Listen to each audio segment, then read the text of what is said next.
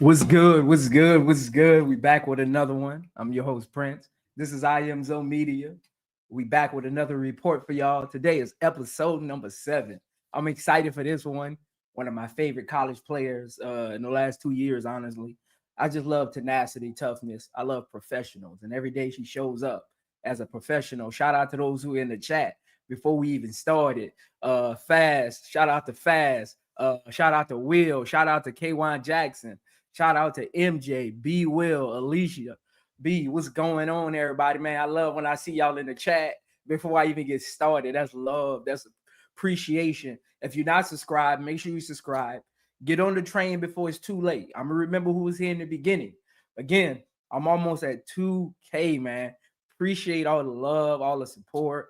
I'm going to try to be a little more, I'm trying to be consistent, put out more videos, but man, 4 months in, well, 5 months actually. This month makes 5 months, almost at 2K. Appreciate all the love, all the support. I haven't even done 100 videos yet. I think I'm only in my 50s, or maybe I just got to my 60s. So appreciate all the love. What's going on? My Unc Brass. Brass, one of my day ones, y'all. Make sure y'all always show love to Brass in the chat. Brass, one of my day ones. That's Unc, man, for life. That's Unc for life. He was here when nobody really was it. Brass was on my channel and I only had like maybe 30 subscribers. So shout out to Brass and B Will too. We go at it, but B Will, my dude behind the scene, man. We be kicking it, man. Farrah, Reddit. What's going on, Superfly J? Superfly J did win my 1,000 subscriber contest. Superfly J, your hoodie, your t-shirt is actually in the mail. Once it gets shipped, you should be getting the tracking number. So just keep an eye out on your email for that, because I did attach your email. So check your spam over the next few days as well. But shout out to Superfly J for winning my 1K subscriber contest, man. Shout out to him, man. Again, I'm only a few, maybe I think 90 away from 2K. My next one, I'm doing a backpack and a hoodie or t-shirt of your choice. So my 2K, I'm doing a backpack and a hoodie or t-shirt of your choice. Make sure you get in on that one. Again, once I get to 2K, make sure you're on the first stream of the 2K. So keep an eye out on my subscriber numbers as they grow, because I'll do it on my first episode after I reach 2K. So keep an eye out, y'all out there. Again, like the video as you come in, man. It's all love. We all family over here. I forgot who said it, but we about to start the mantra, the Zo Zone. Like we about to, again, shout out, welcome to the Zo Zone, man. Whoever came up with that, I seen it in the chat one day, and I was like, that's cool, man. That's very, very cool. So shout out to all my Zo Zoners, man. Shout out to all of y'all, man. What's going on, Woted Mac? What's going on, Big Girl, aka Jalita? What's going on, Farrah X? Again, appreciate all the love I've been getting behind the scenes.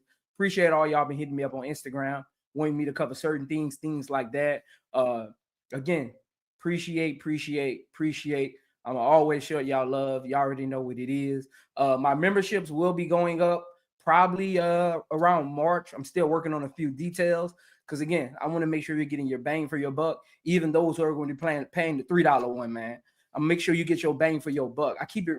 Look, y'all learned this by me one day. I'm one of the most genuine. Don't let my loud animated voice fool you. I'm one of the most genuine people you'll ever run across, man. Like anybody who's ever met me in person, that's in my channel. I'm one of the most genuine people you'll ever run across. Don't let my animated voice fool you.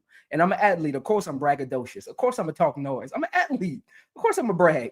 It comes with the territory. So, but don't let that, don't let that fool you, man. Don't let that fool you, man. But again, I appreciate all the love and support I've been getting. Appreciate it. What's going on, my dude AB? Shout out to AB, man. AB be having some good takes, especially when we talk about winning intangibles and stuff, man. Y'all need to listen to AB when he talk about things like that. He be having some good takes, man. Shout out to AB, man. But I know what y'all came here for. Again, appreciate y'all. Again, one more time before we get started, I like to give my subscribers at least a couple minutes to get in here because sometimes they don't click the bell for notifications. You got to click all for notifications, not just personalized. So those who are in the chat, those who are listening, make sure you click on the bell and switch it to all and not personalized, because personalized, you'll only get like this playlist. The rest of them won't show up when I do other streams.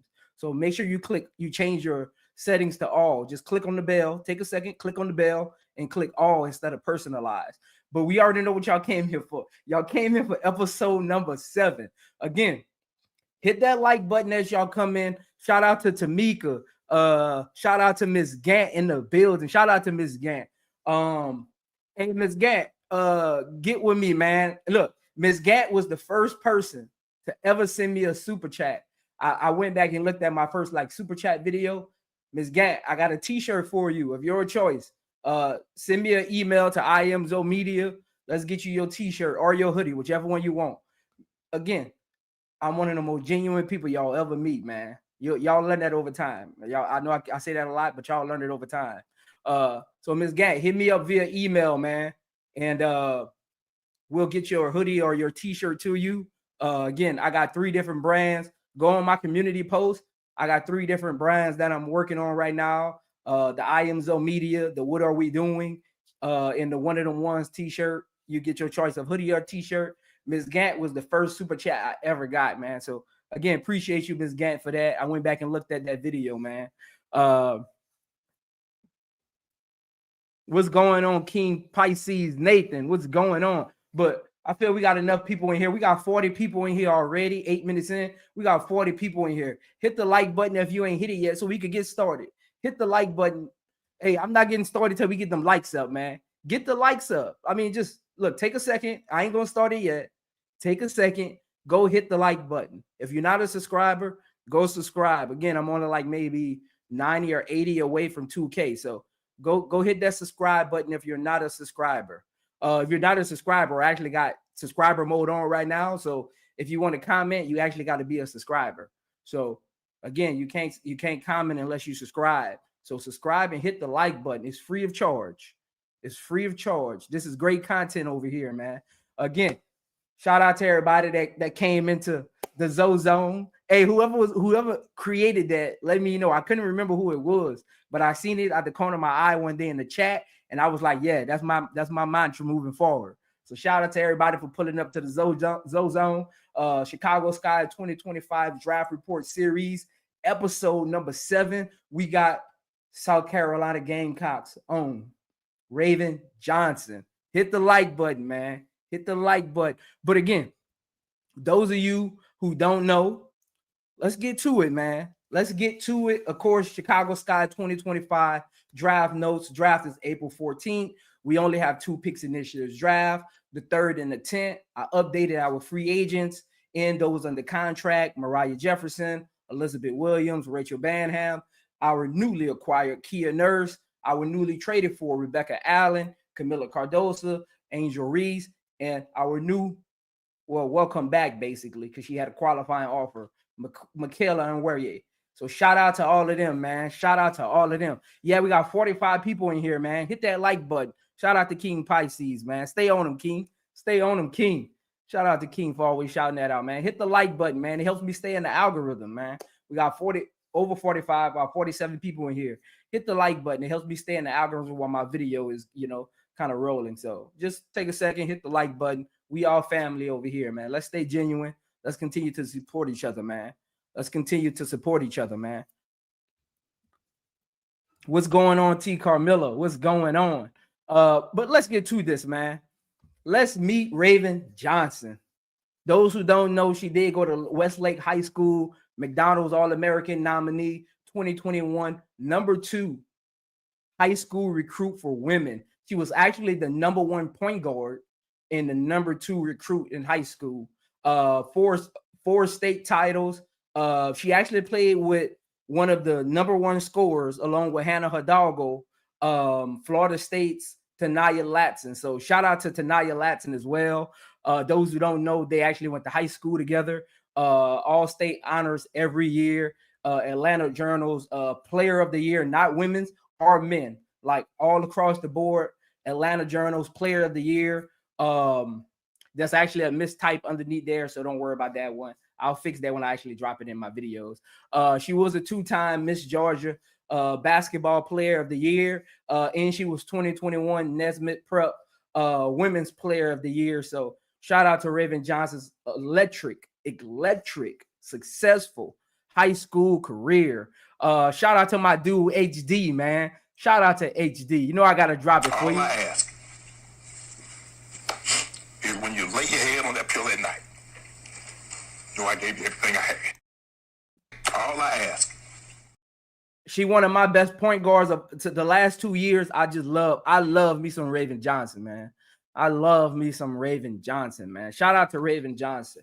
And again, stay active in the chat. When I'm going through this, I won't be able to read your chats unless it's a super chat. So if it's really important while I'm going through this, you got to drop it as a super chat. But I'll probably catch up on them later on. But again, while I'm reading this, I won't be able to actually do the chat. So just put that out there. But shout out to my dude, my brother HD. HD, my hoodie should be coming in tomorrow or Friday. So I did go order a HD hoodie. Go to HD channel, order you a hoodie. I only paid $35 for it. Takes about a week to come in. I literally ordered it last weekend. So go to HD channel, get you a hoodie or a t-shirt, whatever he got over there, and go support the brother, man. Got some good stuff going on over there. I'm gonna rock it on my Friday episode if he gets here before my Friday episode starts. I'm definitely rocking HD hoodie on my Friday episode so y'all can see it in person. You know, I'm genuine, man. I love supporting my brothers, man. I'm genuine like that. What's going on, Hog Balls 337, Louisiana native. But as a South Carolina Gamecock, she was all SEC, all freshman team, 2-time national champion, 2022 and 2024, and possibly 2025. We'll see what that looks like. They looking good. She also last year was all SEC second team. She also was a member of the FIBA America Cup silver medalist team in 2023. Some of her brands, I always like to shout out the ladies, their NI deals, what they're doing off the court. It kind of shows the type of player they are on the court and off the court. So whatever team she goes to, even if she doesn't go to the Sky, if you're listening, this is some of the things she does off the court, her NIL deals, her brands. Sephora, Parfait, those who don't know who Parfait is, that's actually a women's hairline. So she actually has a hairline called underneath that brand called Revenge Season. So shout out to Raven, man. I was doing some research and seeing that she got a brand underneath that hairline called Revenge Season. So shout out to her underneath Parfait, Duncan, Shoe Game, wmsports, Lug Off, Chevy, and Bumble, the dating app. I don't know why she got that one, but hey, $1 is $1. She was also the first woman to play in a men's All-American game at the 2021 Iverson Classic. So shout out to AI. I'm a big fan of AI and just his on-court balling. So shout out to AI. But she was actually the first woman to participate in his All-American Classic game in 2021, her senior year in high school. But again, Raven Johnson, number 25 for the South Carolina women's Gamecocks, averaging 5.8 points per game, 4.5 rebounds, three assists, shooting 38% from the field. Some of the latest number 10 picks, the 2021 number 10 pick never played a game. The 2022 number 10 pick, Queen, you already know her. Zaya Cook, the guard, got drafted by the Sparks in 23. And then last year's number 10 pick, Leah Lycan, still overseas, hasn't played yet, but shout out to her. No games played in the WNBA yet, but that's just some notable number 10 picks.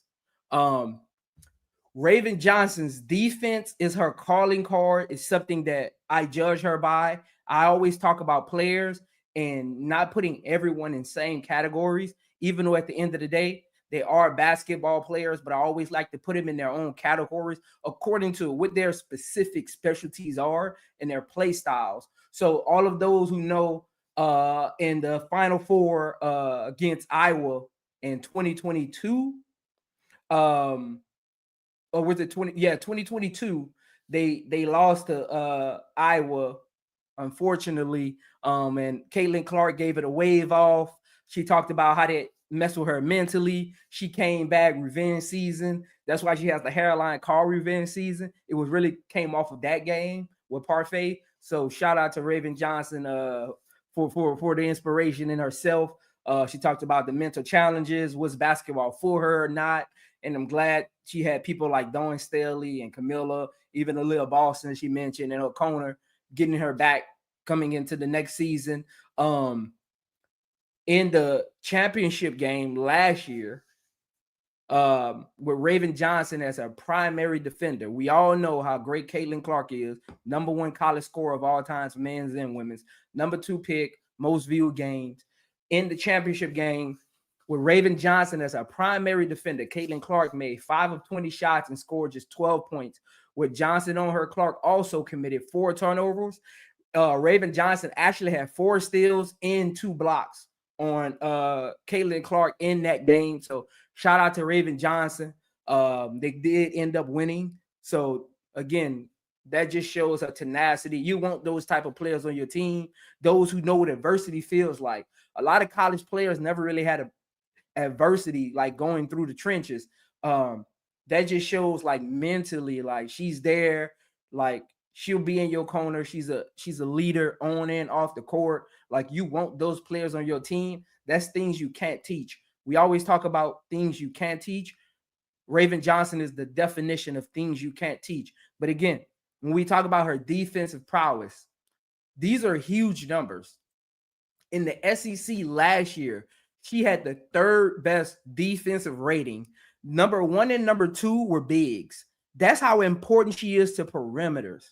The number 1 and number 2 defensive rating in the SEC last year was bigs. She was the only guard in the top 10. So shout out to Raven. In last year, number 7. So shout out to Raven, 2 years in a row being in the top 10 defensive rating, 3rd and 7th. And again, when you think about nationally, right? Like SEC is the best of the crop when you think about just defensive players, right? Especially perimeter. Like just look at the draft, look at bigs, look at shot blockers, rim protectors, the angelreeses, the Camillas, the Aaliyah Boston. Like the SEC is where it's at, right? When you think about like the best conference overall, SEC to me is the best basketball conference, like top to bottom. But again, nationally, 8.4 defensive rating coming off her injury season, 4th overall in defensive rating in women's college basketball, Division I. In the SEC, when you think about defensive capabilities, intangibles, things like that, the ability to not just play defense, but have meaningful impact utilizing your defense. She's not a double-digit scorer, right? She isn't going to wow you on the box score. You have to actually watch tape to understand the impact Raven Johnson has on winning. She's been a winner her entire life. Four state titles. Like she's been a winner her entire life. So her ability to impact the game defensively, just watching film on her like the last 2 days, I've been so amazed at how much she blows up screens. She denies back doors, off-ball flares. She jumps passing lanes. Like she'll make a point guard second guess. When she's on the court, your point guard is going to second guess everything they do. Like that, you can't teach that. That's will, effort, and IQ. Like court awareness. What's going on, Simply Balling? Court awareness, man. Like you can't teach that. Like impact on winning is not just offensively. We got to get out of that. And I think that we look at players, right? And we talk about drafts. We talk about players that are coming in. I think a lot of times we get caught up on them offensively, not knowing there's two sides of the ball. So I know we want to push out the old guard, think the new guard is going to come in. But like, as I've been looking at film, breaking down players, I'm sorry to tell y'all this. It isn't going to be that easy. A lot of these players coming in, actually, yeah, a lot of them struggle on the defensive end. A few of them are one-way players. So a lot of these players aren't two-way players. So again, how great are you at that one thing though? Like that's what you gotta realize. K-Sab, hit me up on Instagram. I got you. Hit me up on Instagram. My store will probably be up this summer, y'all. So those who been hitting me up about it, like hit me up on Instagram, K-Sab. I got you.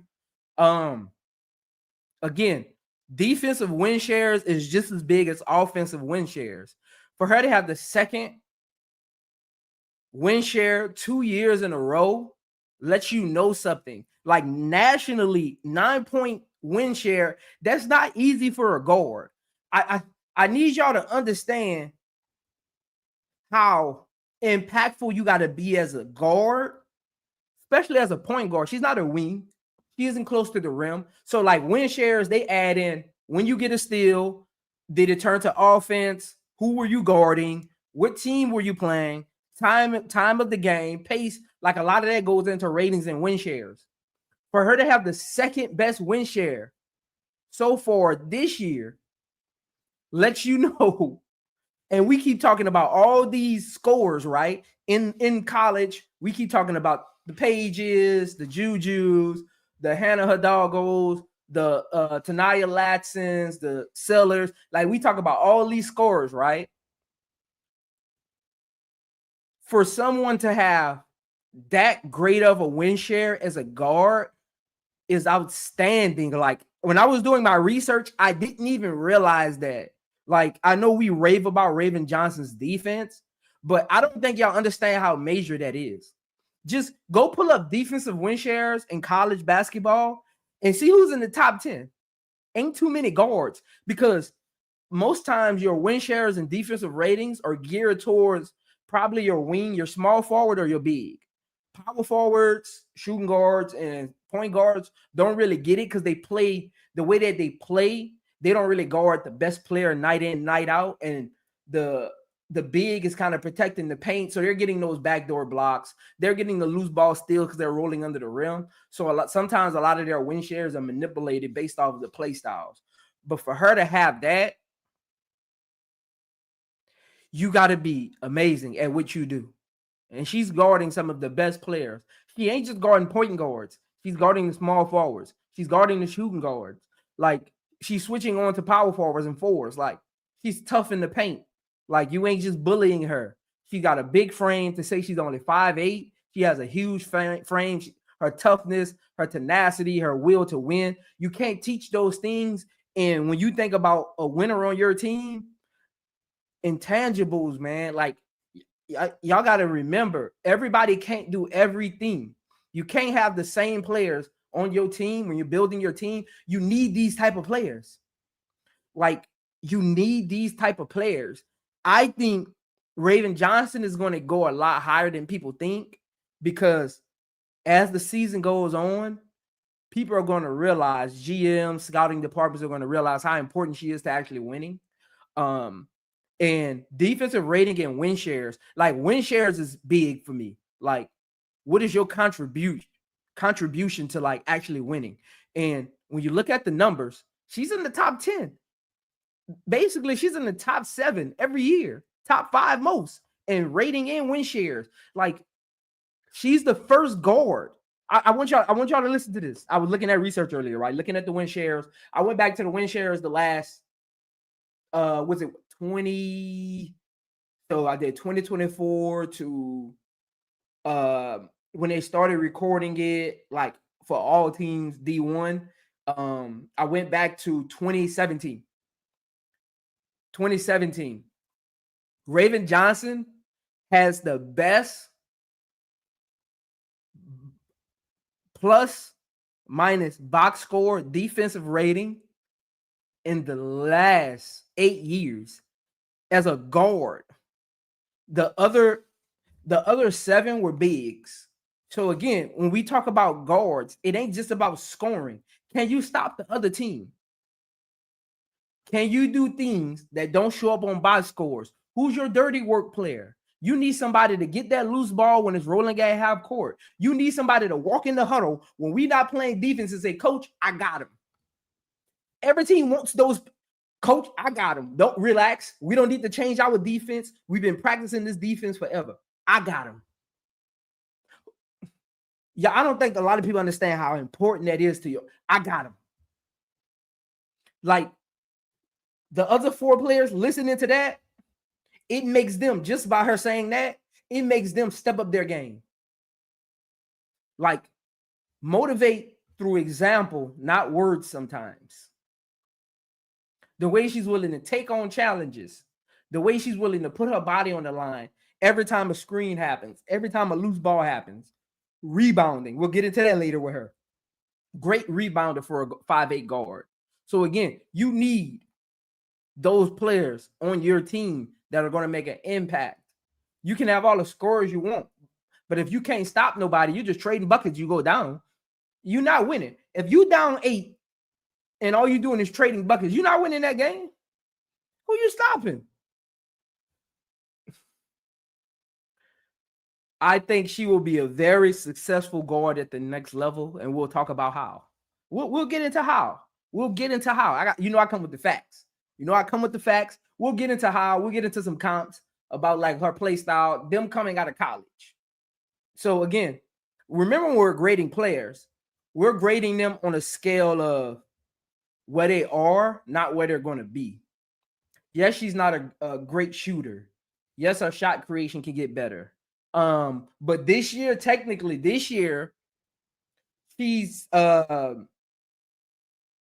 number 6 in the SEC and point guard paint points. So that lets you know she's getting down there. She's getting dirty down there. Again, we got to remember there's 2 sides of the ball. Never look at a stat sheet and say a player isn't great. Look at film. That's all I'm going to say. Never look at a stat sheet and say a player isn't great.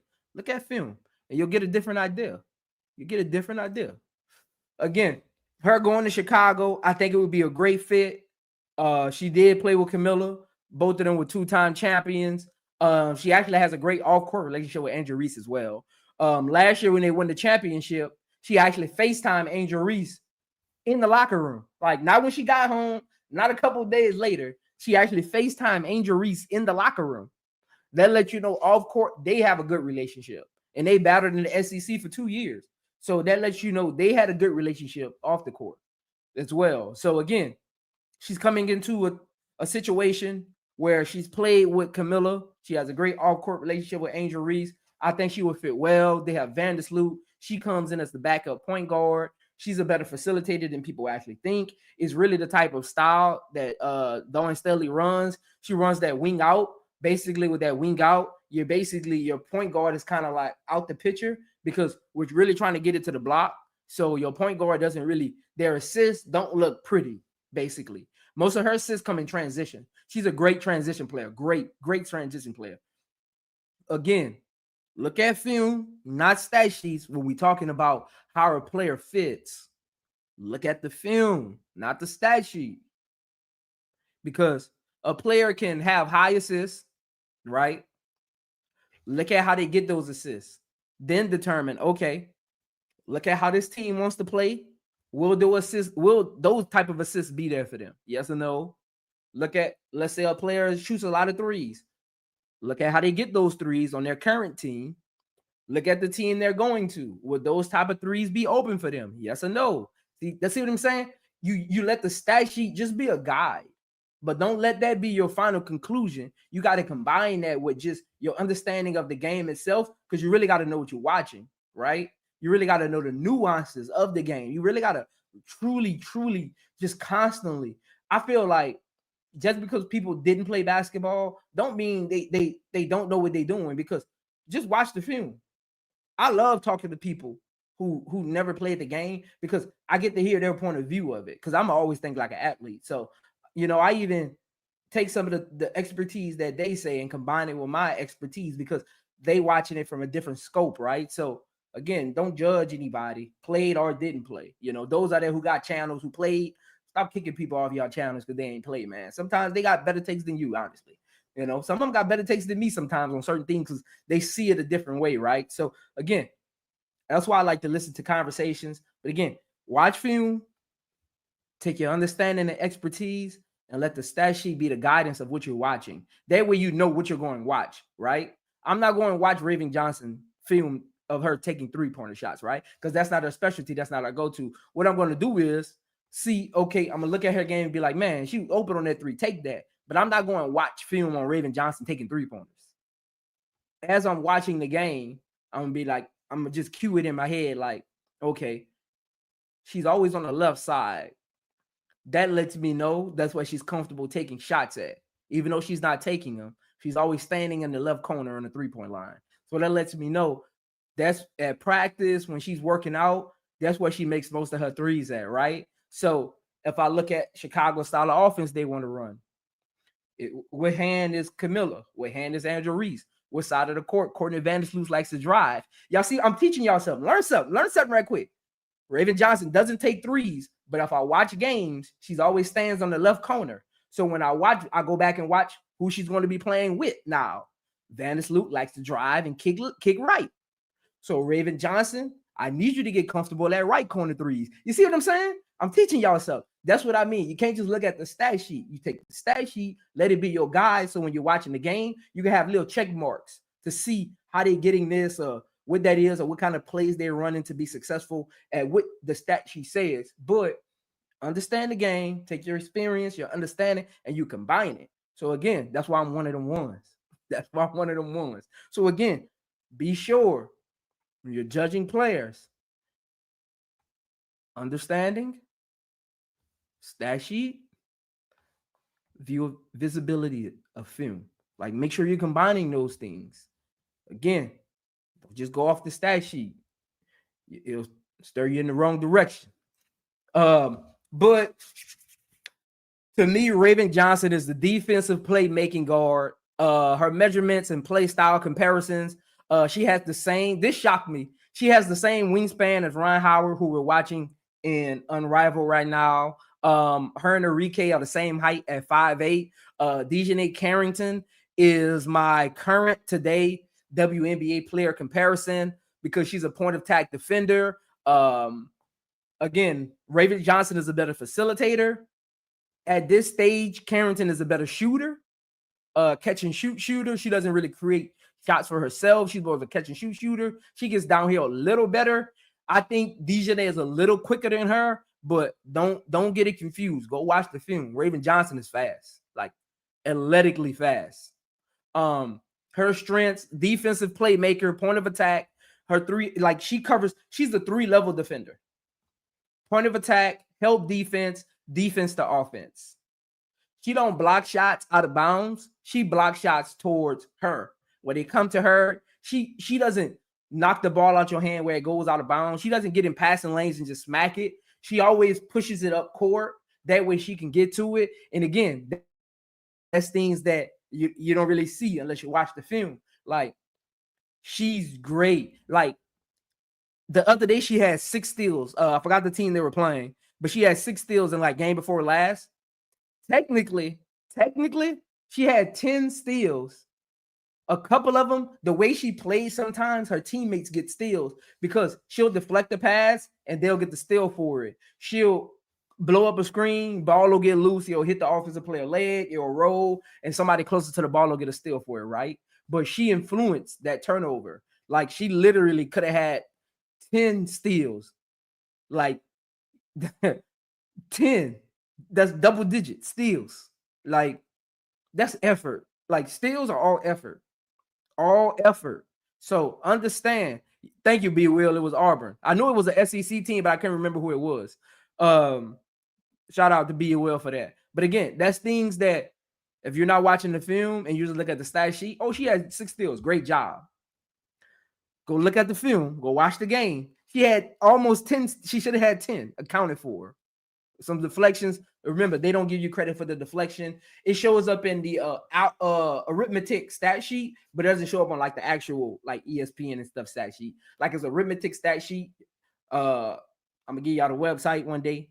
But it's where I get a lot of my stats from, and I just combine it with film. I'd be like, okay, that's true. That's not probably true. That percentage is off. So like, but it's like arithmetic stat sheets out there that'll show like deflection rates, right?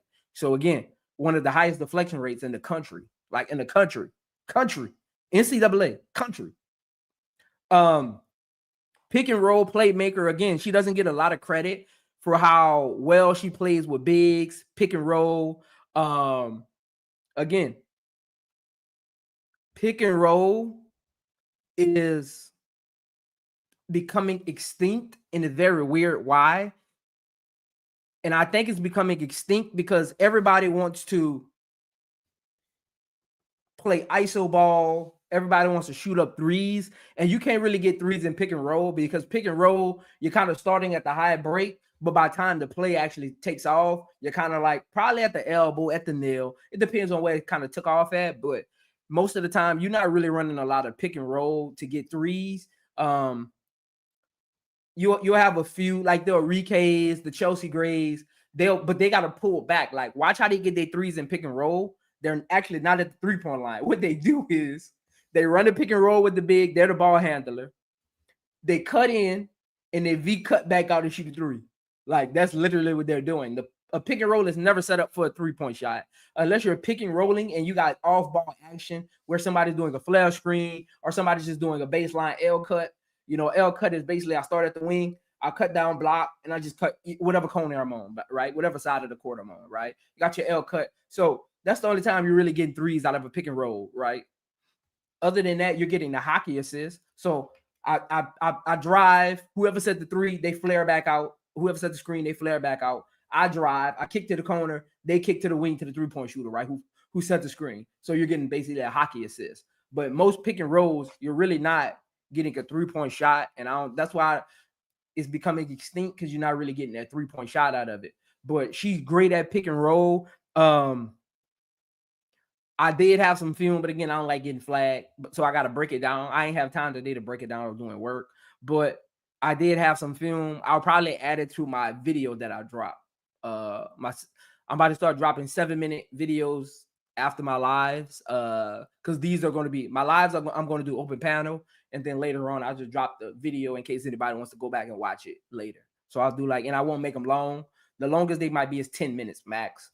My Hannah Hidalgo one is 7 minutes. So I'm going to start doing that, dropping them. So you don't get have to watch it for 2 hours. You can just watch the breakdown part. So I'll start dropping those. Again, make sure you go watch my Hannah Hidalgo breakdown if you don't want to watch the extended version. But again, I'll add her and Camilla's plays to that video, like I did with the Hannah Hidalgo one. So, and I'll break it down as far as pick and roll. I have plays of her and Camilla in pick and roll. I have plays of her and Camilla in transition. I have plays in her and Camilla where it's a hockey assist, because Camilla is a great passer as well. So I'll kind of break it down like that, or how she scores off a pick and roll. Raven Johnson is great downhill. She just doesn't get downhill a lot because South Carolina, again, if you watch the film, South Carolina bigs don't pop. South Carolina bigs, they pick, they flash, or they post. So it's hard for your guard to get downhill when your big is flashing quick or they're posting. So as a guard, your only shot that's available is that little mid range, and that's not really her specialty. She's more of a she'll do catch and shoot threes, or she's trying to get downhill. And again, I think in the WNBA, depending on the play style,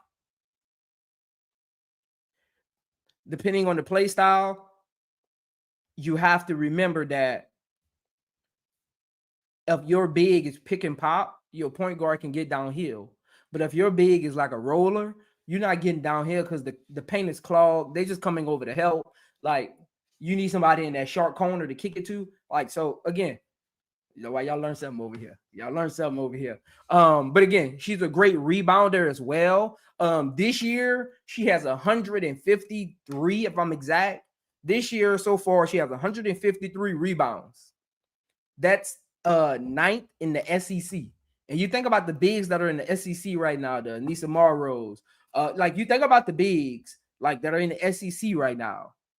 She has 153 rebounds, ninth in the SEC, ninth at 5'8". She's ninth in rebounds in her conference, which are some of the best bigs in the country, best rebounders in the country. Ninth. Shout out to Raven Johnson, man. That's tenacity and will. You got to get down there and want to bang with the bigs. And again, her leadership doesn't get talked about a lot, but if you watch huddles, if you watch her on the court, she ain't getting in your face. She coming whispering in your ear. Like, I pay attention to those things because that's how I was. So when I'm watching games, even when I'm watching film on her, I pay attention to those things because that's how I talk, right? I'm not about to yell at you. I'll curse at you in the locker room. But like on the court, I don't want to give the perception that we're not a unit. So I'll just walk up to you, put my hands on my knees, lean over, and I'll whisper in your ear, hey, let's not foul right now. Hey, let's get back on defense, man. We got it. We got 2 timeouts. Let's hustle. We got 2 timeouts. You tired? We up 10. Coach is going to call a timeout. See, that's how I was. You know what I'm saying? So, and I see a lot of that in Raven Johnson. Like, her leadership capabilities are amazing. Amazing. She's more of follow my lead and we'll get there. And her defensive win share shows it. Follow my lead, we'll get there. Dawn Staley, who the best scorer? I got him. Is it a wing? I got him. Is it a guard? I got him. They shoot a lot of threes? I got him. They're a good ball handler? I got him. They want to run pick and roll? I got him. They got a 1-2 dribble pull up? I got him. Like, that's how important Raven Johnson is to South Carolina's defense. And that's how important she's going to be to whatever defense she is part of in the WNBA. And that goes without being said. Whatever team she goes to, Raven Johnson, from day one, will be the best perimeter defender on that team. I don't care what team she goes to. I don't care what team she goes to. Day one, she will be the best perimeter defender on that team. Day one. And it starts with her leadership, her athleticism, and her will to win.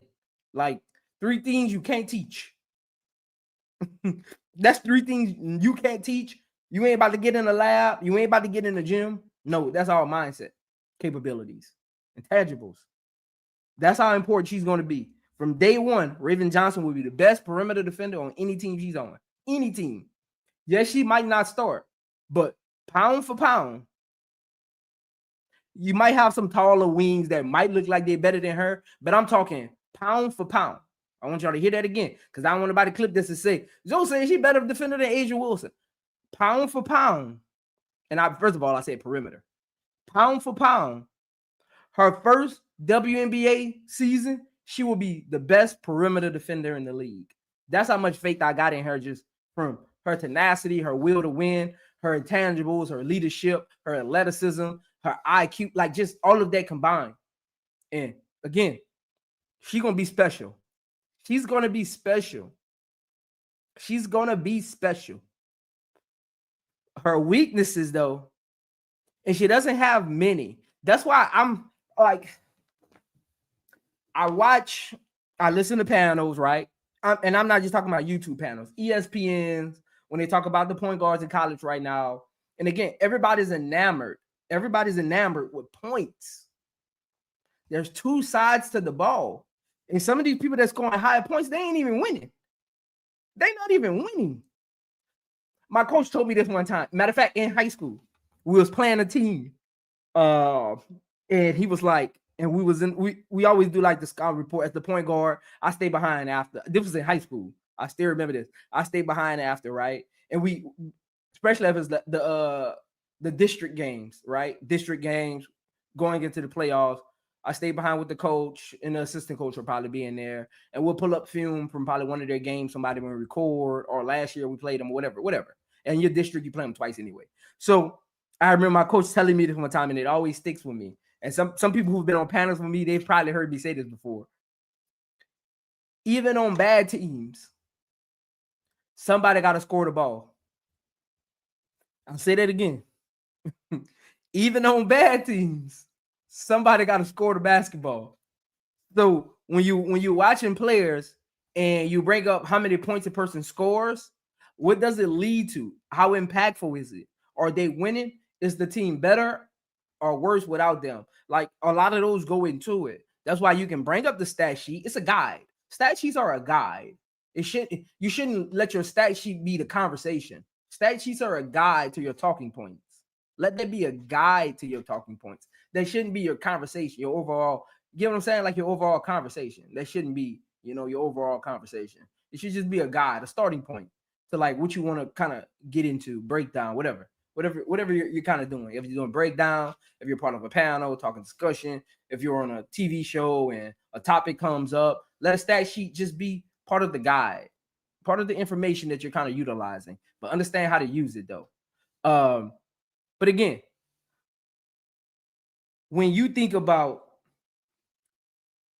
shot creation, it's all play style. It's all, where does the coach want me to shoot? When do they want me to shoot? Who's on my team that's allowing me to shoot great? Again, let's make sure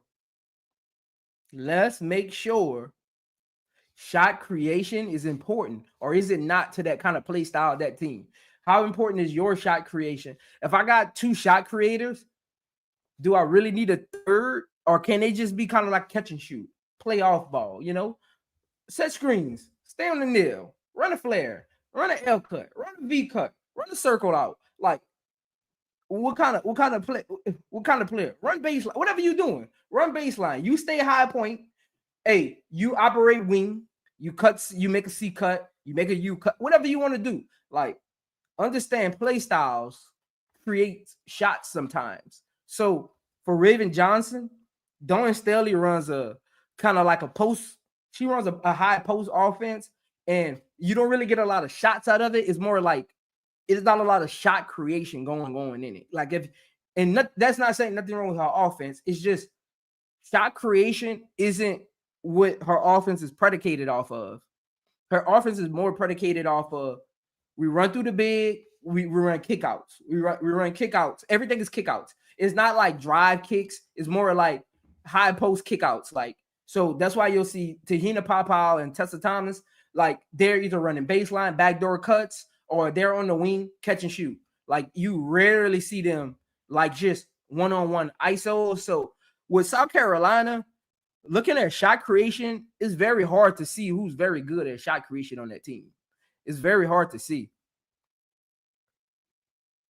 It's very hard to see. So again, shot creation, definitely one of her weaknesses. Shooting efficiency, shoot 38% as a guard.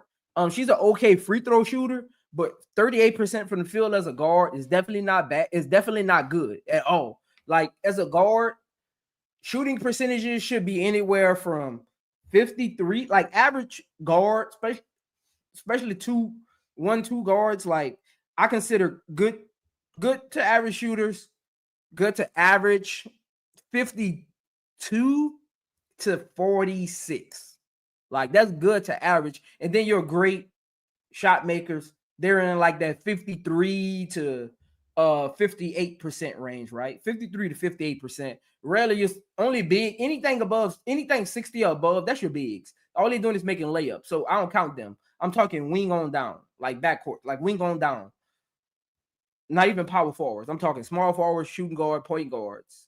The great ones, the great all-time greats, not just like their year. I'm talking all-time greats, 58% is probably the highest they'll get. But they teeter between that 53 to 58. You're good to average is between that 52 to like I said, like that 46, 47. And then anything kind of below that, you're a bad shot maker. You're a bad shot maker, honestly.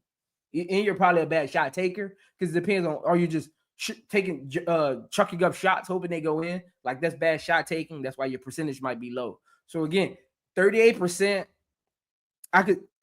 that might affect where she is on the draft board, her shooting percentage. So she got to get that up. Like take better shots, more efficient shots, because that's another thing with her shooting efficiency, shot creation, like that's all combined, honestly. Like, how are you getting your shots? Where are you taking them from? Is that your comfortable area on the floor? Like, again, Dawn Staley's system doesn't. When you're in Dawn Staley's system, you have to already be a good offensive guard. Like, she'll help you. Dawn Staley is an intangibles coach. She'll lean on your intangibles, not your skill set, to utilize the best of your ability. Because in college, it's all about the coaches winning championships at the end of the day. At the end of the day, it's all about coaches winning championships at the end of the day. So Dawn Staley is one of those motivational halftime adjustments. Like, she's great at adjustments. But developmental wise, that's just not her system. Her system isn't going to develop you. And that's why you'll always see players go to colleges. And you'll be like, why the hell they went to that college? They don't win. Because they're not thinking winning. They're thinking them and their parents and their advisor, their agent, they sat down and they're like, okay, how do we want to handle this? How do we want to handle this? Do we want to win and just be known for winning? Or are we about developing and making the big bucks at the next level? Like, how do we want to handle this? So those of you who are having kids, because my parents went through it with me, like those and my sister, like those of you who are having kids that are playing sports, start thinking about that now. Like, develop them now so winning can be a priority if you want it to be winning when they get to college. But if you want it to be development, work on their intangibles, right? Work on their intangibles, their mindset, their hustle, their grit, their toughness, mental toughness, tenacity, competitiveness. Work on those things right now. So again, as a parent, like, that's things that are going to come in handy that I'm giving you information on that I wish my parents would have like kind of had, because we came up in, even though both of my parents played sports, they just came up in a different era. You know what I'm saying? So like, in the recruiting wasn't like it was when they was raising us. Like, you know, it was totally different. So again, when those of you who have kids who you want to see play college, right? When that coach comes to your house, when you start getting them letters in the mail, they start, because they can't talk to the kid, they'll talk to you. When those coaches start coming to the games, they want to take you out to brunch, have a conversation. You work, they want to take you on lunch break, those type of things, right? Understand, listen to this. I'm giving y'all some free information right now. Listen to this, free information. This is free information. That's why y'all come over here on one-on-ones. Look, free information. Be sure you know what you want your kid to be at the next level and beyond. Again, if you feel your kid is developed enough, hence the word kid, because it's still a kid, If you feel your kid is developed enough and has the intangibles, you think about winning programs, right? But if your kid isn't developed, think about coaches and their backgrounds and making players better. So do your research. See where the mid-pack rankings, right? Like, see what a kid that was ranked 50 to 100. See what college they're at. See how they develop before you and your kid make the choice on what college you're going to. See how that works. This is free game. This is free game. A lot of people don't even tell people this. This is free game. Know what the next step for your kid is. No, because if it's about winning and he's already developed, let him go to a school that's just all about winning and not developing. They got to be good when they get in there because we about winning championships, or they're going to be on the bench. Because at the next level, you're going to have both intangibles. You're going to have a winning intangible, and you're going to have a developmental intangible. So think about that when y'all got these kids and y'all doing these college visits. Don't let these coaches sing y'all sweet nothings. That's why I'm glad I've been through it. My parents been through it. So I've seen it two folds over. So my kids, I already know what's up. Understand the coach and understand what they can do for your kid. It's not just about the college. It's about your kid. Because there's a lot of kids who go to these blue chips and never see the light of day. Never see the light of day. Because guess what? There's something else you got to remember. Blue chips, every year, they're getting top 50 players every year.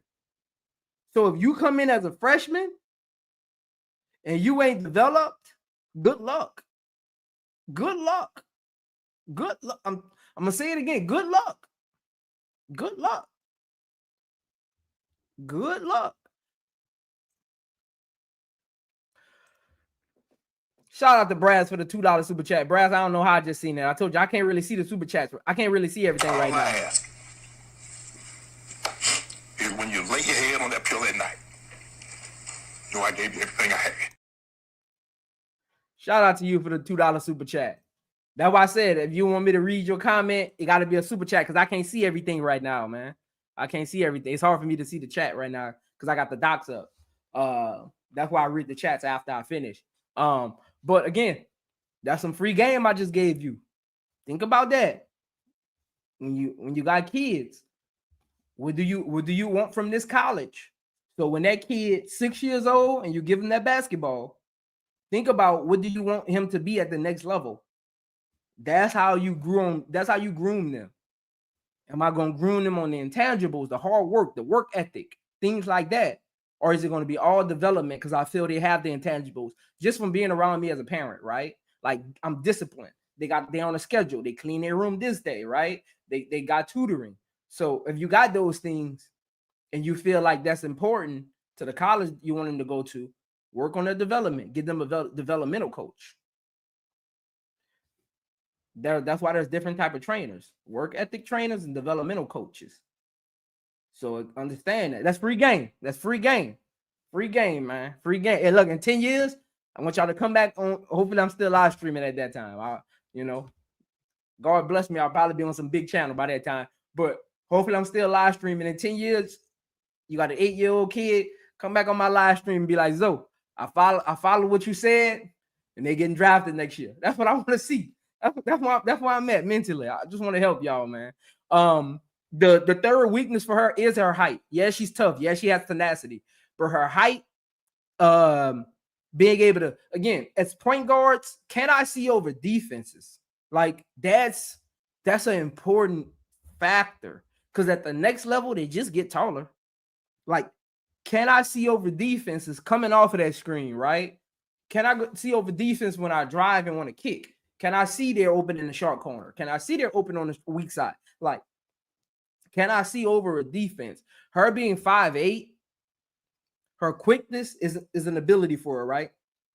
But it could be a disability and a disadvantage in certain instances.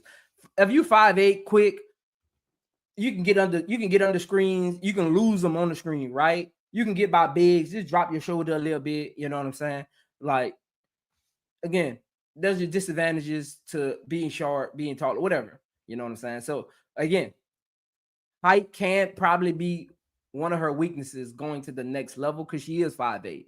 Now, again, I don't think it's going to be a huge concern, but it is a weakness. 5'8" point guard, it is a weakness this day and age, right? And it's your average point guard is 5'10", technically, in the WNBA right now. The average point guard is 5'10". So it's not a big weakness. It's a two-inch difference. And y'all know my philosophy.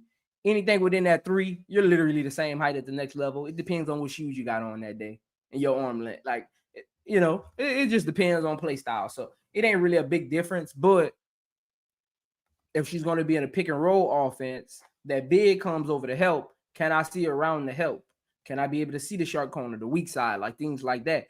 Am I able to read the floor ahead of time? Because I seen over the defense. I seen them open on the baseline. Because guess what I'm going to do? I'm going to just run. Hey, you go over there. You stay right down the baseline. Because I'm going to drive, kick to you, layup. Like, see little simple stuff like that. See, I'm teaching y'all something about.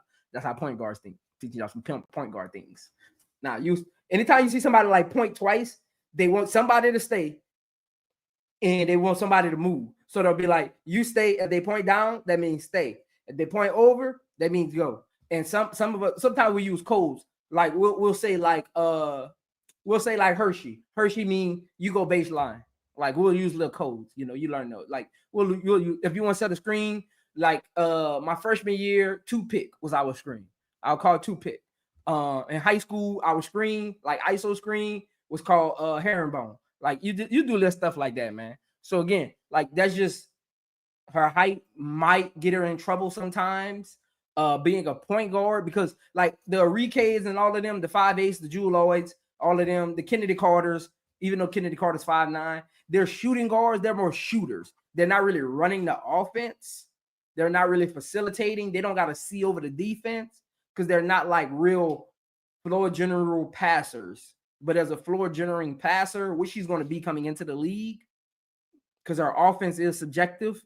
So her being able to just see over defense and facilitate can be a weakness for her at the next level. And we'll see how that plays out. It depends on the system. Like if she's 5'8" and I'm her coach, everything is starting high. Because once you get into that paint, it's even harder to see.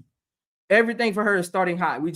That means I need shooters around her, and they got to be on the high wing, because that's the only way my pick and roll is going to be effective. With a small point guard, my shooters got to be on the high wings. They can't be in the far corners. They can't all be overloaded on one side. Got to have high wings. That way, when she starts it, her screen high above the break. It can't be at the break. It got to be above the break. In high school, it's the volleyball line. Those who played in high school or just know the basketball court or play volleyball, it's basically the volleyball line on the court. It got to start there. That way she can see the actions behind the defense. And hopefully, whatever team she goes to, the coach is smart enough to know that. You know, hopefully. We'll see. You'll be surprised. Some of these coaches are slow. You'll be surprised. They only coaches by association. You'll be surprised. You'll be surprised. But look, this is how much of a student of the game I am. This is how long I've been watching the WNBA. Anybody in the chat? I'm looking at the chat right now. Anybody in the chat remember Brianne January? Anybody in the chat? And she was a first round draft pick.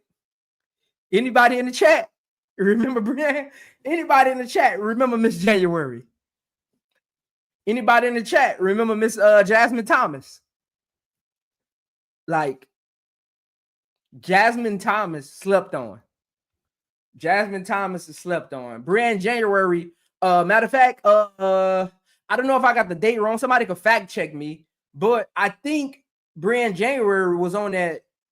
It was what year did Indiana Fever win that championship? Was it 12? It was 12. Yep, it was 2012 with Indiana. Appreciate that, Ghost. Appreciate that, Ghost. Yes, with Tamika Catchings. Yes, she was on that team. But Brianne January's tenacity, defensive prowess, leadership, toughness. Jasmine Thomas, her mental toughness is what Raven Johnson reminds me of. Also, her ability to play make, her defensive excellence and her consistency. Dejanay Carrington, her point of action, her point of attack defense, athleticism, rebounding, transition play. Ironically, watching Courtney Vandersloot and coming out of college, I went and watched some old film on her in her first year, actually her first couple years in Chicago. The way she manages the game, she doesn't do too much. She doesn't make a lot of mistakes. Her assist to turnover ratio is just as great as Vandersloot once was. Pick and roll facilitator. Raven Johnson is a great pick and roll facilitator.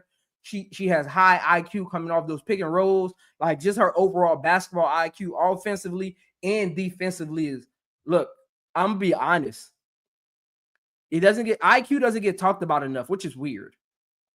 But she has one of the best basketball IQs in all of college basketball right now, men's and women's. Because I watch both. I watch men's games too. So like, I'm talking men's and women's. Like IQ is off the charts, offensively and defensively. Again, Chicago taking her at number 10 would be definitely a steal. Definitely a steal. If they can get her at 10, build the team right, which at this point, Jeff P., what are we doing? Jeff P., what are we doing? But I'm going to drop the link, man. I want to hear y'all thoughts on this. Again, keep it clean when you come up here. Let's not overtalk nobody. Look, let them get their take off. If you got something you want to rebuttal, write it down on a piece of paper. Then when it's your turn, you can bring it up. Let's not interrupt people, man. Let's not interrupt people. Let's not interrupt people. But again, she will be the steal of the draft. If she can get with a good shooting coach, I watch her form and like her form isn't bad. And again, it's very weird that her shooting is so off because her form isn't bad. Her foot spacing isn't all that bad. She has a flat release. She needs to get the ball up a little higher. And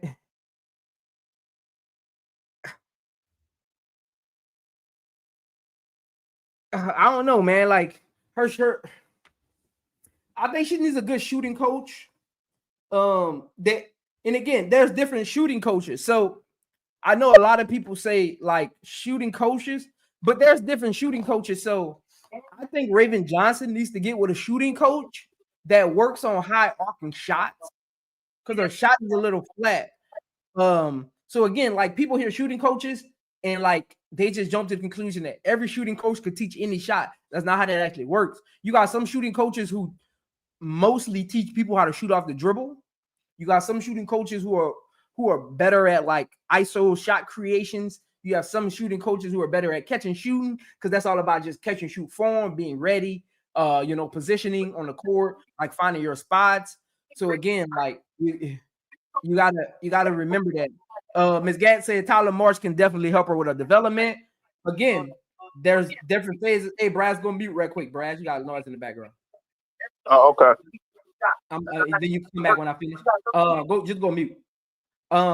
There's different types of developmental coaches. Again, I haven't really done a lot of research on Tyler Marsh as far as like who he's developed, how they look now. So I don't know what kind of developmental coach he actually is. Does he work with point guards? Is he more of a wing? Like, does he work with bigs? Like, anybody in the chat, let me know. What type of developmental coach is he known as? So for instance, Phil Handy is more of an ISO ball developmental coach. He gonna help you get your handles together. He gonna help you with how to get easier shots. He's not really a shooting coach. He's more of a ISO ball handling coach. Like he'll teach you how to keep the ball on the string. He'll teach you how to get to this spot, make this move, and that shot will be available. Like that's the kind of coach Phil Handy is. So again, that's some more information for y'all. You know, when y'all talk about developmental coaches, like what kind of coach is Tyler Marsh? MJ said mostly is mostly for guards and forwards. No, that's not what I'm asking. Like, what is his go-to? Like guards and forwards, is he helps you with your floor general capabilities? Does he help you with pick and roll? Does he help you with finding shots? Like what kind of coach is he? I'm gonna have to do some research, man. What's going on, Brass, man? What's going on, Brass? Shout out to Brass, man. Appreciate the super chat, man. What's good? Appreciate the super chat. Hey, no problem. Hey, Hey, got on this, man. Very good breakdown. I'm trying to I was get waiting. better every time, man. I'm trying to get better every time, man. Yep. I was waiting on you to talk about her intellect, because a lot of people overlook basketball IQ. They just look at the physical prowess. They look at the physical things. But she's very, very intelligent. Matter of fact, with Dawn Staley, when she has her on the court, she doesn't even have to call plays. Well, she calls plays sometimes, but she will allow Raven to call the play based on what the defense is giving them, because that's how knowledgeable she is. She knows her teammates. She knows how Dawn thinks. She's basically Dawn Staley in Raven Johnson's body, to be honest. And She's who again? Dawn Staley, Okay. her head coach. She's her head coach on the court, of course. And yeah, so yeah, I like that. I like the Brianna January comparison, because she's just that tenacious. Yeah, I like that. A lot of people just started watching the WNBA, man. Look, I've been Man, watching I it for a remember when minute, she was man. at Arizona State, bro. Yep. She was Yeah. dog at Arizona State. All Yeah. defense. Yep. So, and she's the That's one thing Connecticut about Raven Suns Johnson, defensive Brad. coach now. I'm surprised she hasn't won. Raven Johnson hasn't been on an all defensive team. That's very weird. That's weird. To say That's her win weird. shares are second most years, top 5, and her defensive rating is top 5. It's very weird she hasn't been on an all defensive team. That's crazy. Let me pull up this all defensive team, man. Let me see. That's crazy. I don't understand that one. So how you think she's gonna fit on Chicago Sky? I think she would be a good fit, because basically she'll have a leg up as far as how to play with Camilla. Mm-hmm. Like you said, in that pick and roll. And she knows where Camilla likes the ball. She knows where she doesn't like the ball. I mean, that's her bestie. You know what I mean? She got 2 championships with her. So nobody knows Camilla better than Raven, other than Dawn Staley herself. So I think she'll be a very good pick. If Pagliocca was smart, he would put her on the team, because not only does she have a winning mentality, she knows how to play with Camilla, your centerpiece. And she'll know how to play. She'll get along perfectly with Angel, because her and Angel cool too. So I think she'll be a good fit, especially being a backup to Courtney Vandersloot. Could bring her along in the pro game, man. Please. And Courtney will notice right away how smart she is. I think her and Vandersloot would play pretty well off of each other. What I mean by that is it would give the team. I always talk about that, Brass. I always complain about that, and a lot of people don't be catching the point. Like her game, your games need to give a shift in momentum.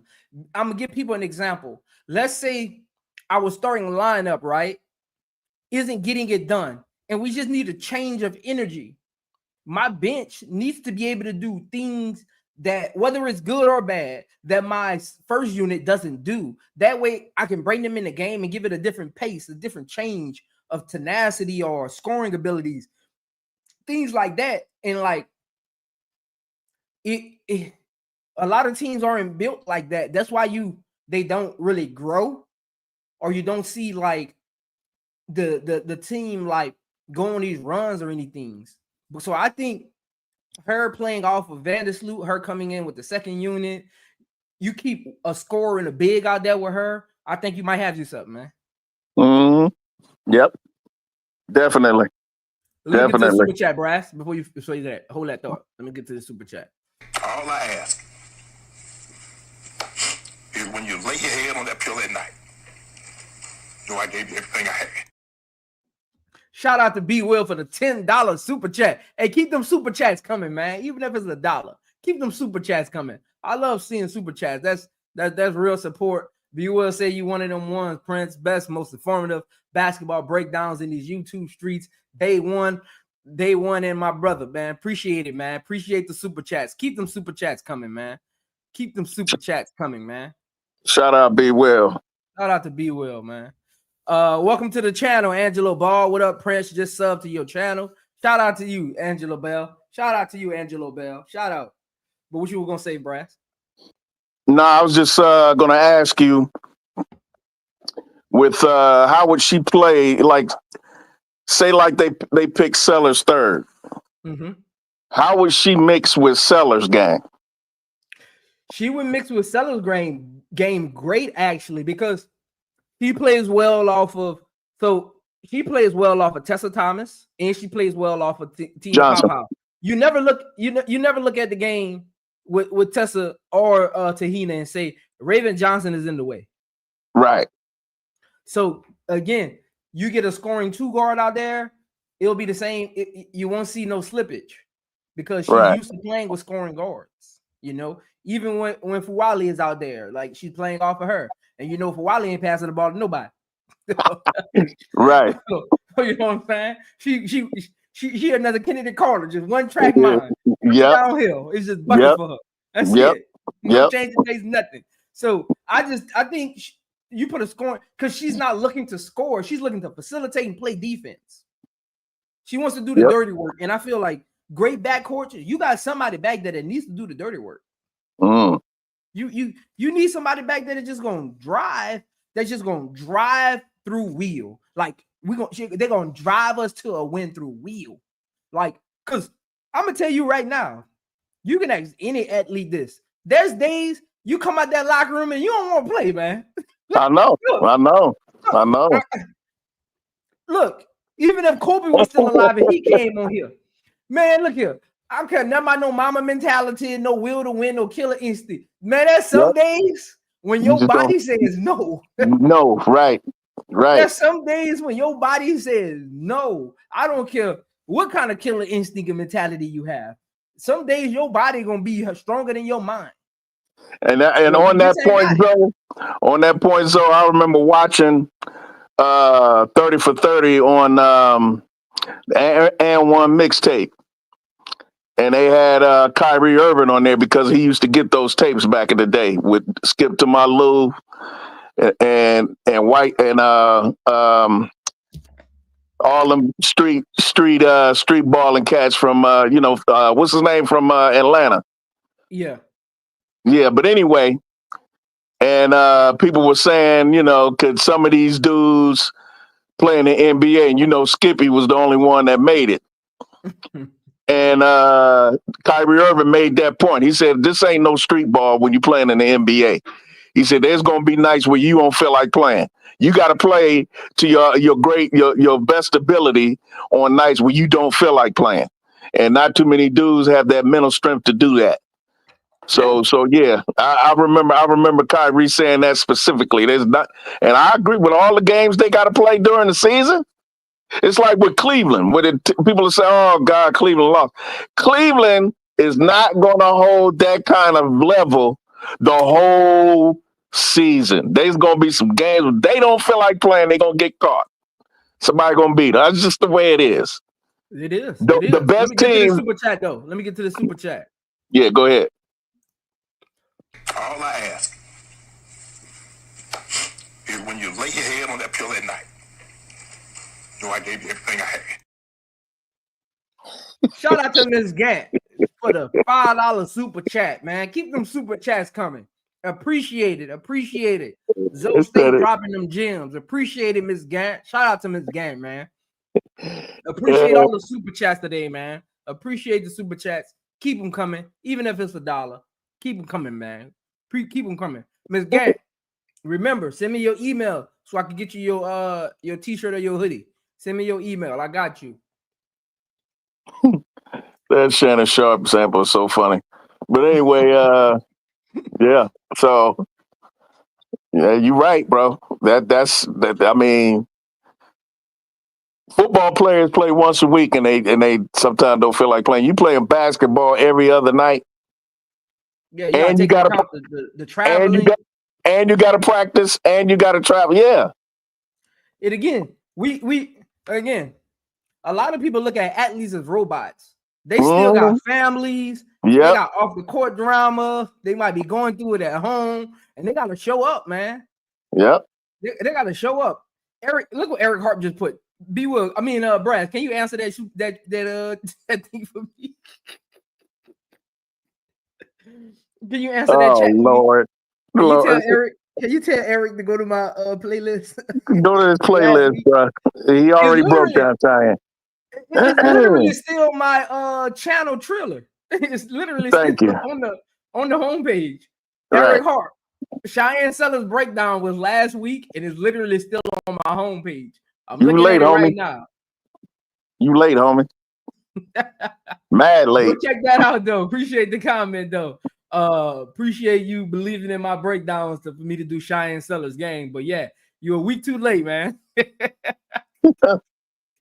That's why y'all need to go on the channel and look at the archives. Yeah, they don't look at the They don't look at the playlist. I create the playlist and they don't even go look at them, man. Because I try to keep my channel organized, Brad. So those who just want to see breakdowns, those who just want to see live streams, those who just want to go back and look at my Chicago Sky videos. Like I try to keep it like streamlined to like certain audiences, and they still don't go look through them. But shout out to Eric, man, for the chat, man. Shout out to Eric for the chat. I think because I'm thinking about Raven, right? The only thing about Raven that hurts her is her jump shot. Great IQ. She's a winner. She's a leader. She's the best defensive player, I think, coming out of college this year, hands down. It's her shot creation and her jump shot that's holding her back. Yep. She's 5'8". They ain't really a problem. Most of your scoring guards are around her height. It's really just she can facilitate. She runs the pick and roll well. It's her jump shot. Yeah. Like it's her great IQ. It's her jump shot. Yeah. What's going on, Uncle J.E.? What's going on? Peace, bros. Peace, Prince. Hey, niece and nephews. What's good out there? Cooling, man. I came up here to ask you a question, Prince. Like, what's up?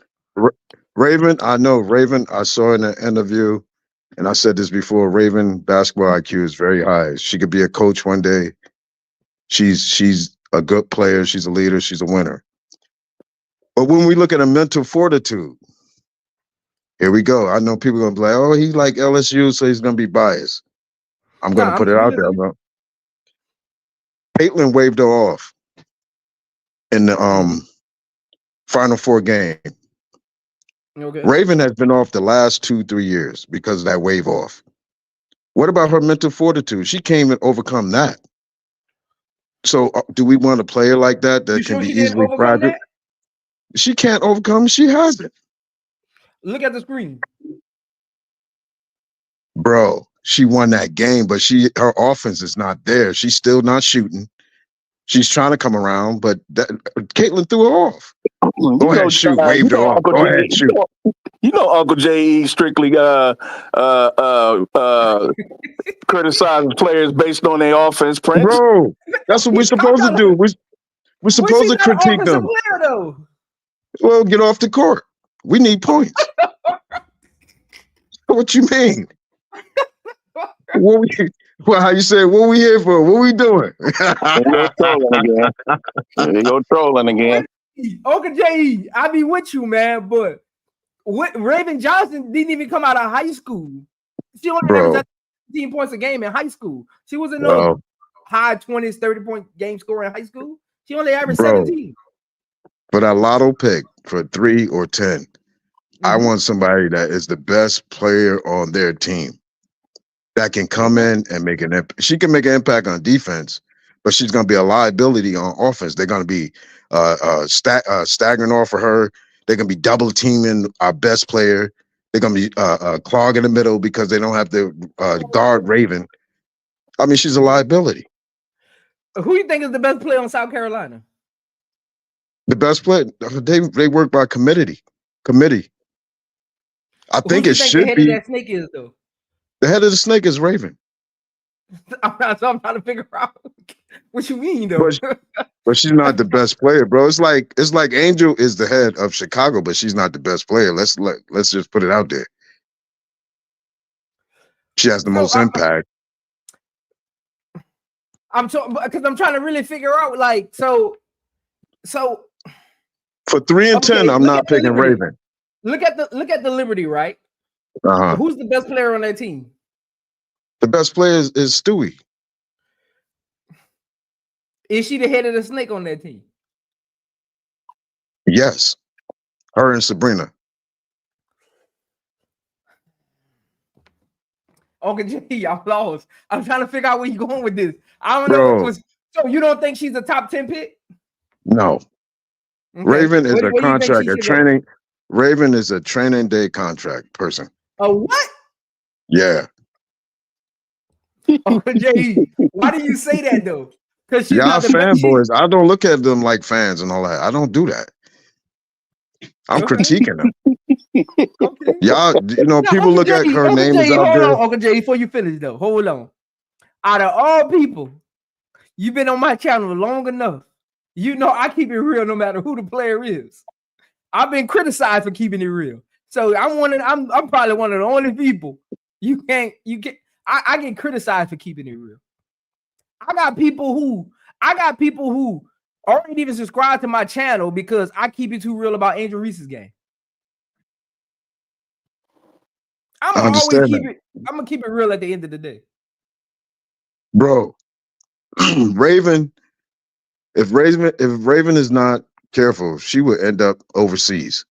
Or she would end up in AU or playing, in the YMCA or somewhere, YWCA or somewhere, if she's not careful, or she'll be coaching. So what? So okay. She's not a top 10 pick. Basically, she's not a draft pick at all. You feel she's an undrafted Free agent. Like right, an undrafted like training Becky camp Hammond. contract, basically. Like people don't understand. Like I said in the chat, Becky Hammond wasn't drafted, but she's a Hall of Famer. Becky Hammond wasn't drafted. Did she So get you don't have to be. as a player? Becky Hammond wasn't drafted, bro. No, I said, is she in the Hall of Fame as a player? I think she's in the Hall of Fame, right? I think. No, she's not. Becky Hammond? No, she ain't in the Hall of Fame as a player. I think so. No? No, she's not. Oh, well, I misspoke. I apologize for that. But she's one of the top. She's been, mentioned in the top. And she was a spectacular player. She was good. She was good. She wasn't spectacular. Man, listen. Becky Hammond was a dog. Her and Teaspoon, bro. That white girl was tough. But I don't know. Y'all, people look at Raven. Her name is out there. And I'm not trying to put down any black woman. And I hope she does accomplish her dreams. But, basketball in the pros is the best of the best. That's why you have some people play overseas, some people play in the NBA. It's the best of the best. Becky Hammond is in the Hall of Fame. Yes, she is. Okay. She's a six-time All-Star. No, I just looked it up. I stand corrected. Yeah, she's a 6-time All-Star. Yeah, so, I mean, Raven is great. She's a leader, but I don't think she's worth that 3rd or 10th pick. She's worth a 20 pick or a 19th pick.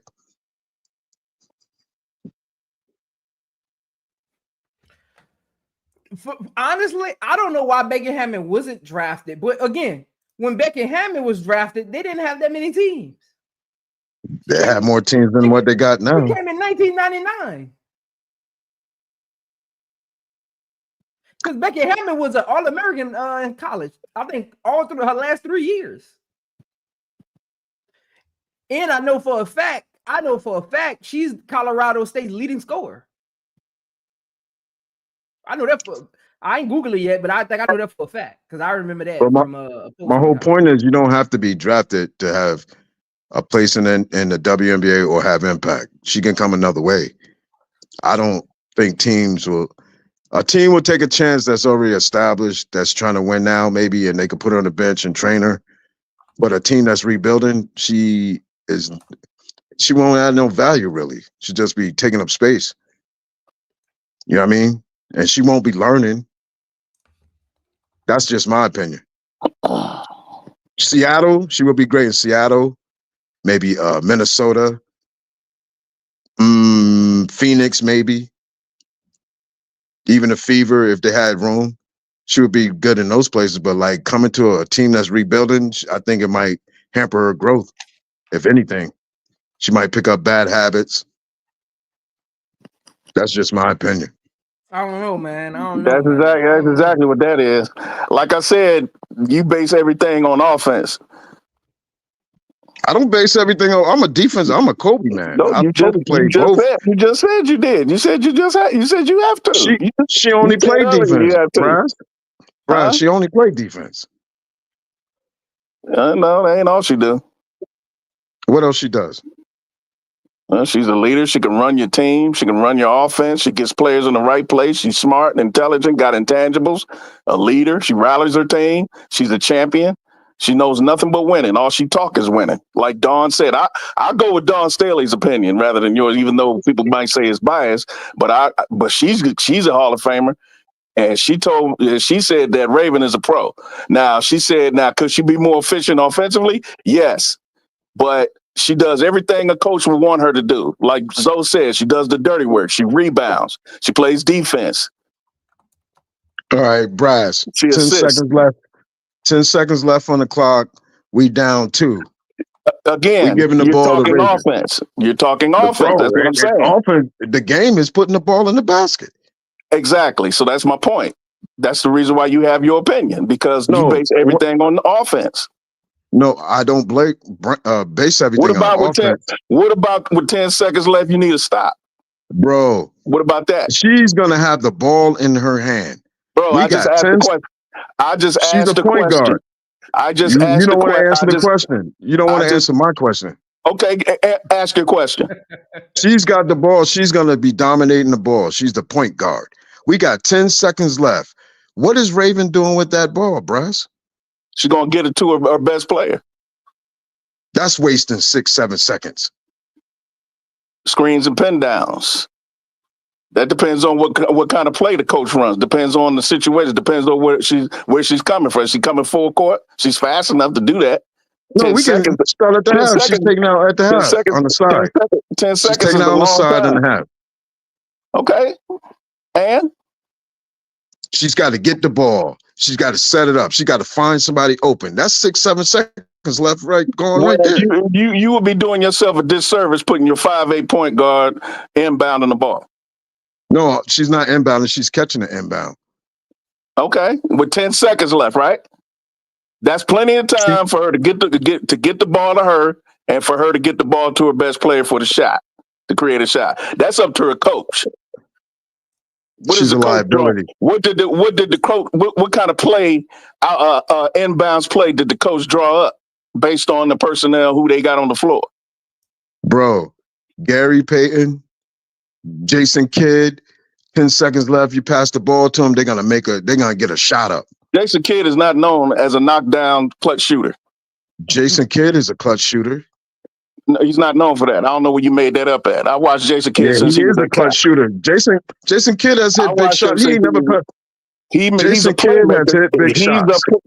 playmaker, but he is not a shot maker as far as last second like a Ray Allen. When you talk about that, you're talking about like a Ray Allen or a Reggie Miller.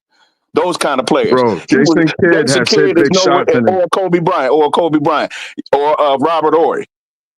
He's none of that. You are misunderstanding what I'm saying. If Jason Kidd has to take that shot, he will take that shot. Okay, but he won't make it because he's not a clutch shooter like that. Make it.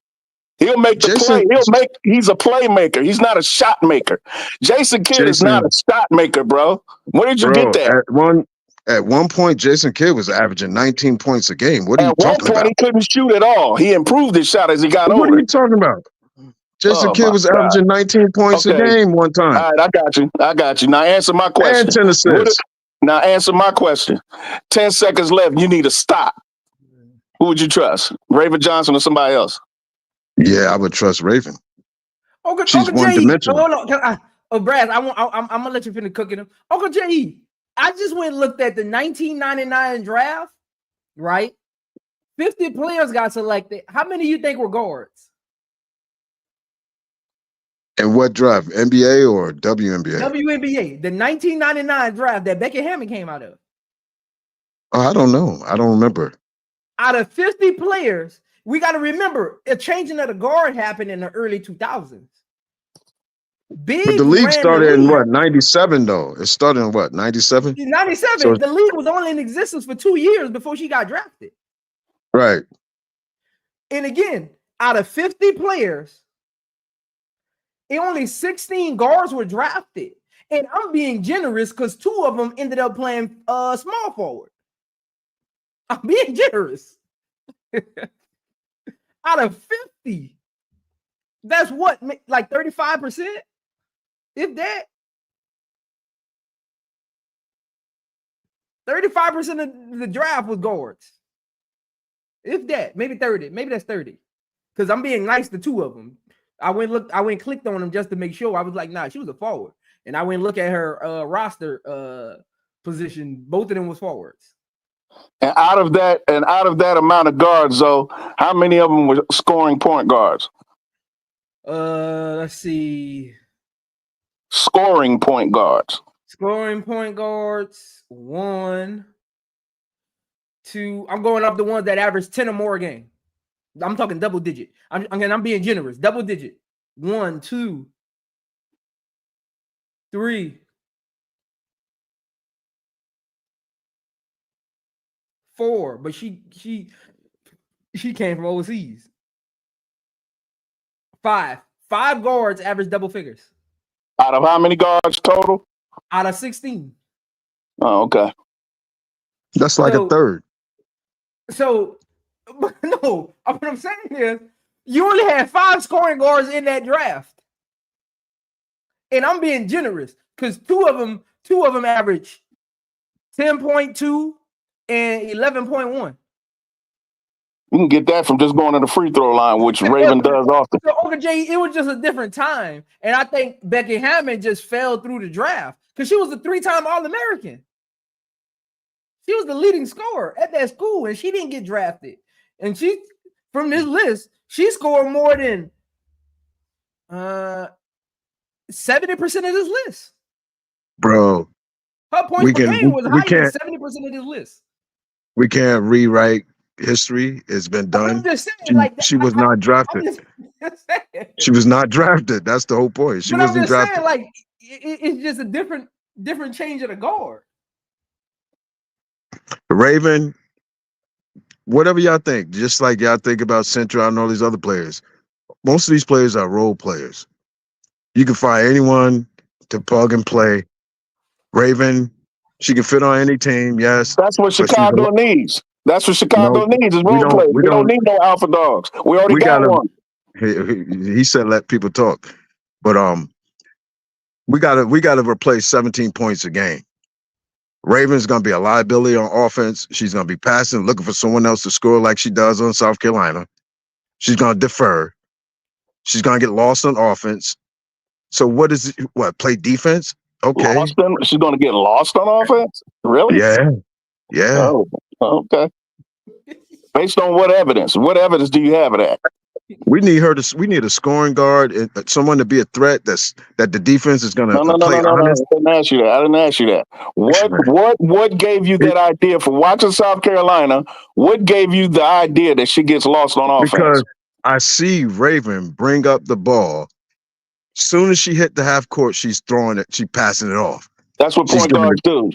No, they don't. They run the offense. They set up the offense. That is setting up the offense. You're passing it and rotating the ball and moving Bro, the you're ball not around. setting up no That's how offense you once do you it. pass. If you pass the half court, you're not setting up no offense from the Yes, half you court. are. That's called half court offense. You ever heard of that? It's called a half court offense. Nah. And if they're not fast breakers, she's one of the best fast break point guards in the country. When you set up the point guard, when you set up the offense, you bring it to the top of the key. You wait for the motions, the second motions that you let them go through their Okay, she does. That's what she does. I don't know what games you've been watching. Bro, watch her. She brings it right over Bro, half court and she passes I've been watching off. Raven for the last 2 years, win 2 championships, and being the point guard for both of them. I went to her games. That's my wife's team. Okay, I paid money to go to the games. Then I don't know what you watching. That's my point. I don't know what you watching to come to that assessment that her coming up the court, going in the half court and passing the ball around is somehow That's not what I said. People, we don't listen to each other. She'll hit the half court. As soon as she passes over the line, she's passing it off. That's not setting up the offense. That's not true. Sometimes she'll call a play with the ball in her hand while she's dribbling. She'll call a play out depending on what Dawn wants, or she'll call her own play because she knows the offense. And then they'll go into their action. She doesn't just come up the court just willy-nilly passes the ball. I don't know where you got that from. What it looks like to me, like she wants to get the ball out of hands because she don't want to be held accountable for the offense. Yeah. Okay. Well, look, I can't change a grown man's opinion because you can't show me on film where that's true. And I'm not on TV. I'm not in front of. I'm not in front of you to see that. And I'm sure Zoe watched plenty of film of her, and I can guarantee you he didn't see that, or he would have mentioned it. Zoe, would you let the man know there are many occurrences where Raven, when she's bringing the ball up, soon as she hit over half court, she's passing it off to Pow or whoever. That's a fact.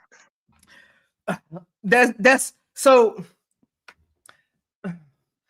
See, now I got to do a breakdown. So Dawn Staley's offense is high post. Anybody that runs high post, your point guard is not going to have the ball majority of the time because they're running off ball action. So if you watch Tahina Paopao, she starts on the lower block. And if you watch 80% of the time, she's on the lower block and she's either popping up flare screen or she's doing a U-cut coming off of a pin down. So your point is Dawn Staley's system is not Raven Johnson's fault. Dawn Staley's system is ran through how the bigs operate in the high post. So your guard can't stand at the top of the key and just run pick and roll every play because that's not their offense.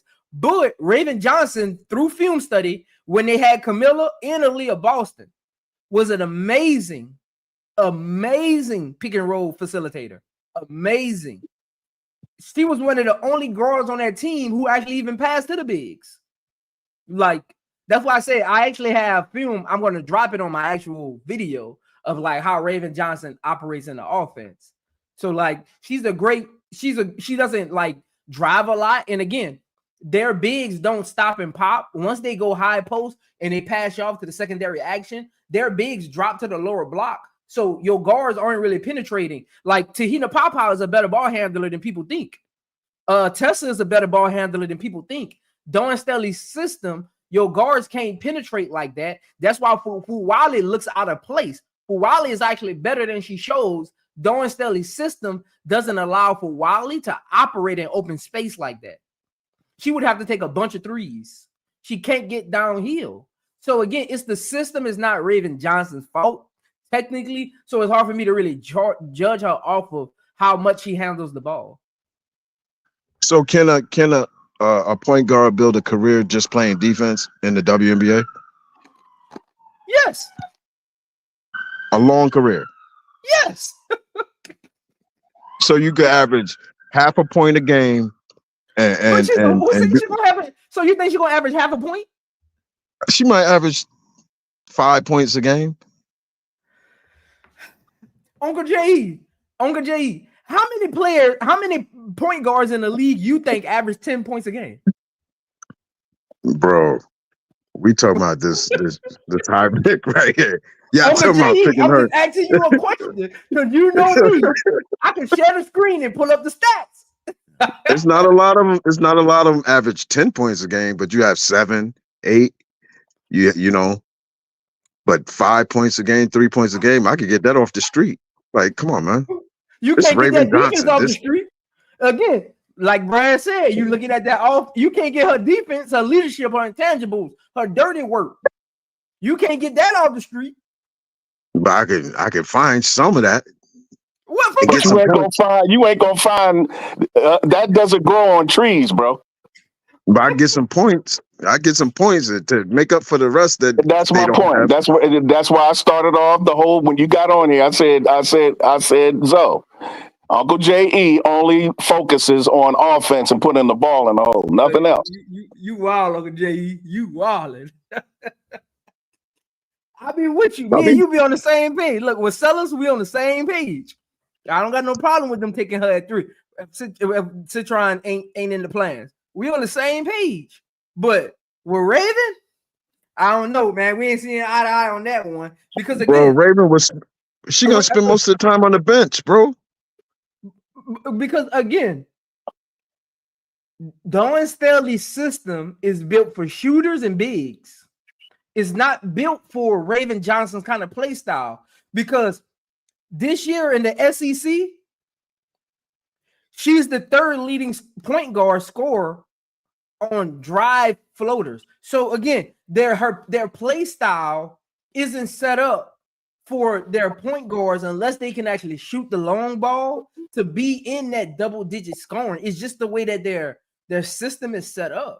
That's why she shoots so poorly. That's why you in here earlier in my breakdown, I explained she shoots 38% from the field, but it's where she takes her shots that affecting her field goal percentage. It's not really her. It's more of the system that Dawn Staley runs. Again, Dawn Staley runs a championship system. When you got a kid, that's why I said earlier, when your kid is getting scouted, think about where your kid is, or does they have the intangibles, or do they need to be developed? And that's how you choose the school. You don't just go with the school that has the blue chip next to them. Think about your kid's future. But y'all don't even talk about she misses layups too. So it's not just the shot. She misses open layups. So I see NBA players do that. oh boy. Raven offensively is a liability. You will lose games messing around with If you Raven. depend on her. Yeah, if you depending on her. She's the point guard. You got to depend on. She got the ball in her hands. You can't. Point guards by nature, you don't depend on them to score. You depend on them to play defense and facilitate and run the team and run offense. I didn't play professionally. I played point guard. My coach told me the open shot, take it. That's what he told me. You got an open shot, take it. Too. She just doesn't make a whole lot of them, but she makes them. Man, listen. It ain't like she 0 for 30. Raven is a liability on offense. We seen it. We seen it in the elite 8. I don't understand how a liability on offense, like you says, has 2 national championships and 4 state championships. I don't get it. She's got a team too, Brass. And she's the point guard of that team, and she has to get them the ball. Now what? They all win together. Prince just explained to you how she played with Camilla. It's a committee. And Aaliyah Boston in the pick and roll. It's a committee. She's a great pick and roll point guard. She's almost perfect at it. She's wonderful indeed. That's how they win. And her intangibles and her defensive play is also key. Hence that picture you see on the screen of Caitlin Clark getting locked up like 90s mass incarceration. If Raven was a little bit taller, I would take Raven from the point guard. I would make Raven doesn't need to be taller because he's an athlete. I'm trying to make a take here. I'll let you talk. If Raven was a little bit taller, I would take her from the point guard. I would make her a 2-guard or a wing. But she can't be a 2-guard wing because of her defense. And she could stick forward. I've seen Raven guard a power forward and stuff them. Borrow. But you think that so you think a wing guard and a 2-guard has less responsibility for shooting the ball than a point guard? No, that's not what I'm saying. I was saying you could surround her with other scorers and stuff. But You right can do now, that now. She's the point guard. she's the point guard. They're gonna sag off of her. They're gonna They're sag gonna off sag, her if she plays the two. they're gonna sag off her and clog the middle. They're gonna Uncle sag J, off her if she Uncle plays J, the hold on, two. Brad. Uncle J, from what you saying, Raven Johnson should have came out last year when she averaged 8-5, shooting 45% from the field. She should have came out. Yeah. But see, there's always context. That's why you just can't go off of the stat sheet. But Tessa and Tahina is taking 3 more shots a game than they both took last year, and she's taking 3 less shots than she took last year, and she's only averaging 2.7 less points. That's because she's deferring. She's giving up shots. It's been It's time the when system. She has two, again, she has 2 more shooters around her, right? That are taking more shots. So their system, watch Dawn Staley's system. It's bigs run high post, bigs control the block, and their shooters shoot. Like that's their system. Their wings, like the Bree Halls, they'll get downhill, but that's more in transition. So for Raven to have a high scoring output in that system, it has to all be in transition, or she has to become a 3-point shooter. Prince, there's been times in the game, Raven is near the low block, down by the baseline. She catches the ball. She has an open shot. She'll pass it up like a hot potato because she doesn't want to take that shot. I've seen it several times. I'm sure you've seen it when you watch the film. Raven is a liability on offense. The defense is impeccable. I wish the game was all defense. But if you put her out there on offense, man, she's gonna hold the team back, man. We're gonna revisit this. Let me get B Will take. What's going on, B Will? What's going on, y'all? What's up, B? What's going on, man? What you got on this? First, you can answer both. What you got on Raven? How you feel about her at number 10? And now you can answer how you feel about Uncle J's take on Raven. So you got the floor. All right. How I feel about Raven at 10? I think that's fine. To be honest, I think that's fine. I think you could go. I'm like you. With that number 10 pick, depending on who's still around, you got a number of viable options. I think Raven, if you take, so I think what's people may not be thinking about with the Sloot pickup, everybody knows how old Sloot is, but she's one of the best point guards to ever do it in the W. And she got to develop somebody. They brought her in there to develop somebody. It might as well be Raven, right? Everybody would love for it to be Olivia Miles or even Cheyenne Sellers, but why not Raven? Why not Tahina Papa? So I'm good. I'm cool with the pick at 10 if that's what they do. But as far as Uncle J.E.'s take on Raven, man, that's why I had to pull up because we was vibing last night. We could look. Me and Unc didn't disagree at all last night. We was in sync. But on this one, I don't know if I can say that Raven is a liability on offense. Yeah, her offense, we all know about her offense, right? And it's really mainly her shooting. That's what it really is. Because Raven can drive. Yes, she misses some layups. Everybody misses some. You can't be around here and be an Angel Reese fan and then talk about somebody else missing layups. That's super critical. B Will, you sound like you're in the bathroom, man. Man, I can't hardly hear y'all either. Yeah, your mic is going in and out. Is it? I can't hardly hear y'all either. I might have to switch to my laptop. But I can hear you clear now. Okay. I don't know how much y'all heard, but anyway. You was talking about layups, I believe. Yeah. We ain't gonna be Angel Reese fans and then be super critical on other people missing layups. Like she'll get that under control. Raven will get that under control. She doesn't miss that many layups. I don't understand that argument. I don't mean to cut you off, bro, but she doesn't miss that many layups. I don't know where this is coming from. I've been watching Raven for the last 2 years. She don't miss no layups like that. When you finish, I B. agree Will, with I you. will explain, sir. I will Go ahead, B. explain. Will. So let me just to go ahead and land my plane. I don't know. I can't go with the offensive liability because one thing, like Zoe did a great breakdown. If you watch the games, if you watch South Carolina play, one thing Raven is not is in the way. She ain't never in the way. She always where she's supposed to be. She is actually facilitating the offense. Again, if you watch them play, they do everything by committee. So you can't. It's hard to pick out what each individual player, what their ceiling is, because they all got a leash on, right? But it's working. So, but the other thing I heard you say is,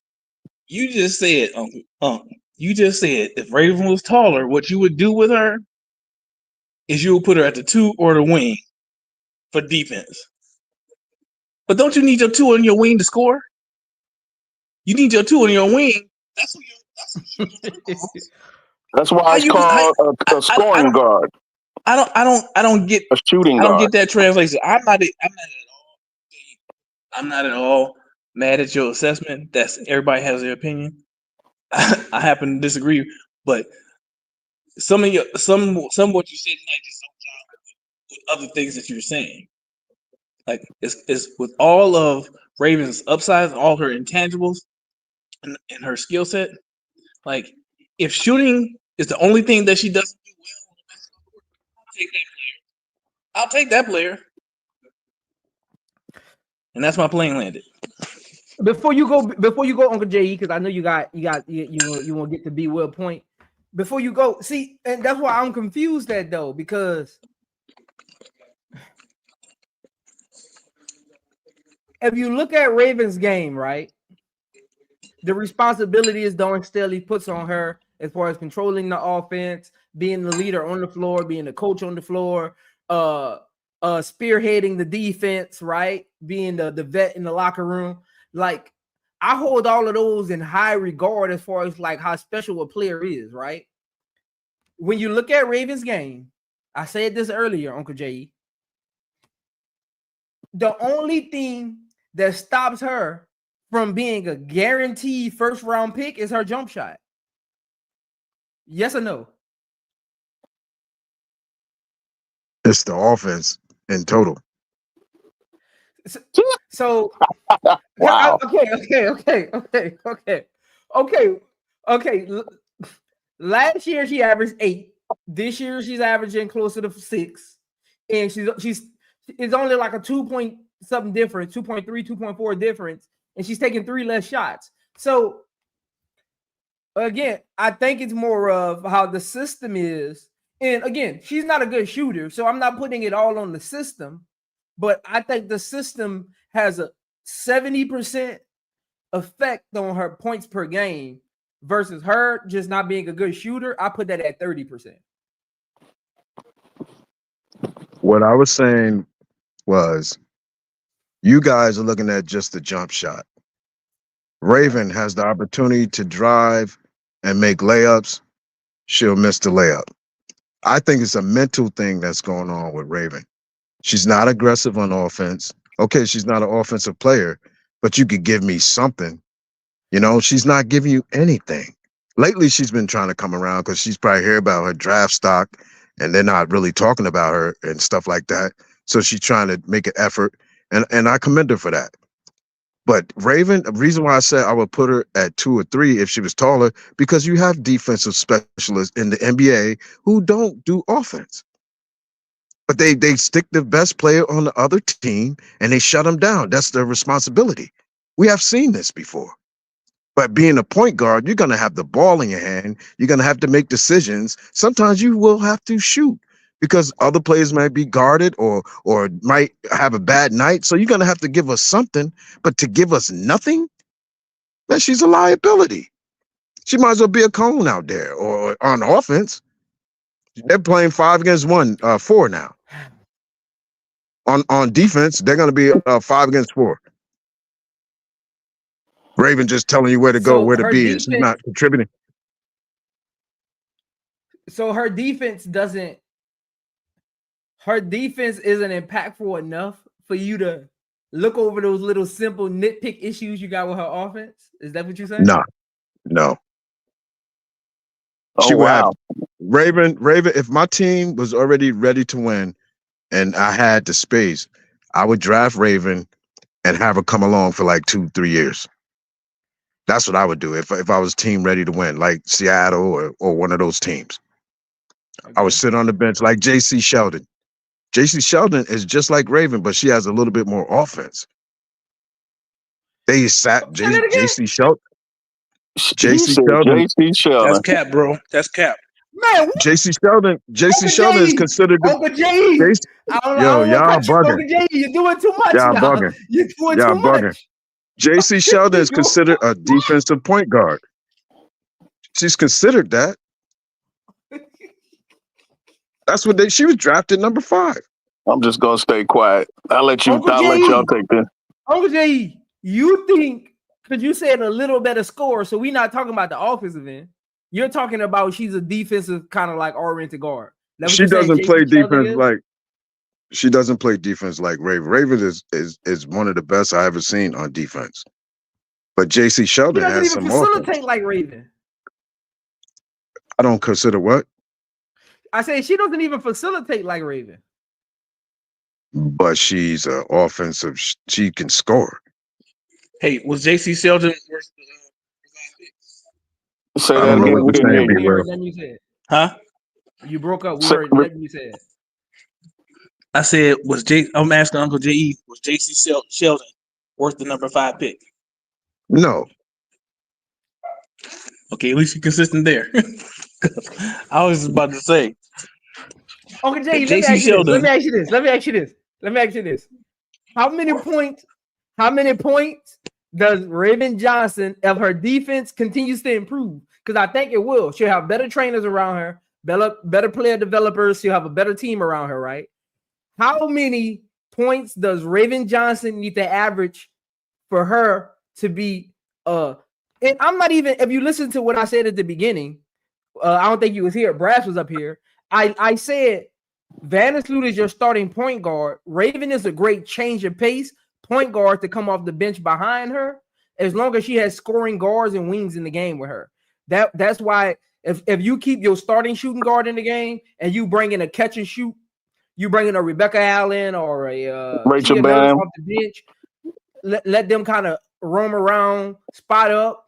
I think she could fit well as a change of pace guard behind Vandersloot.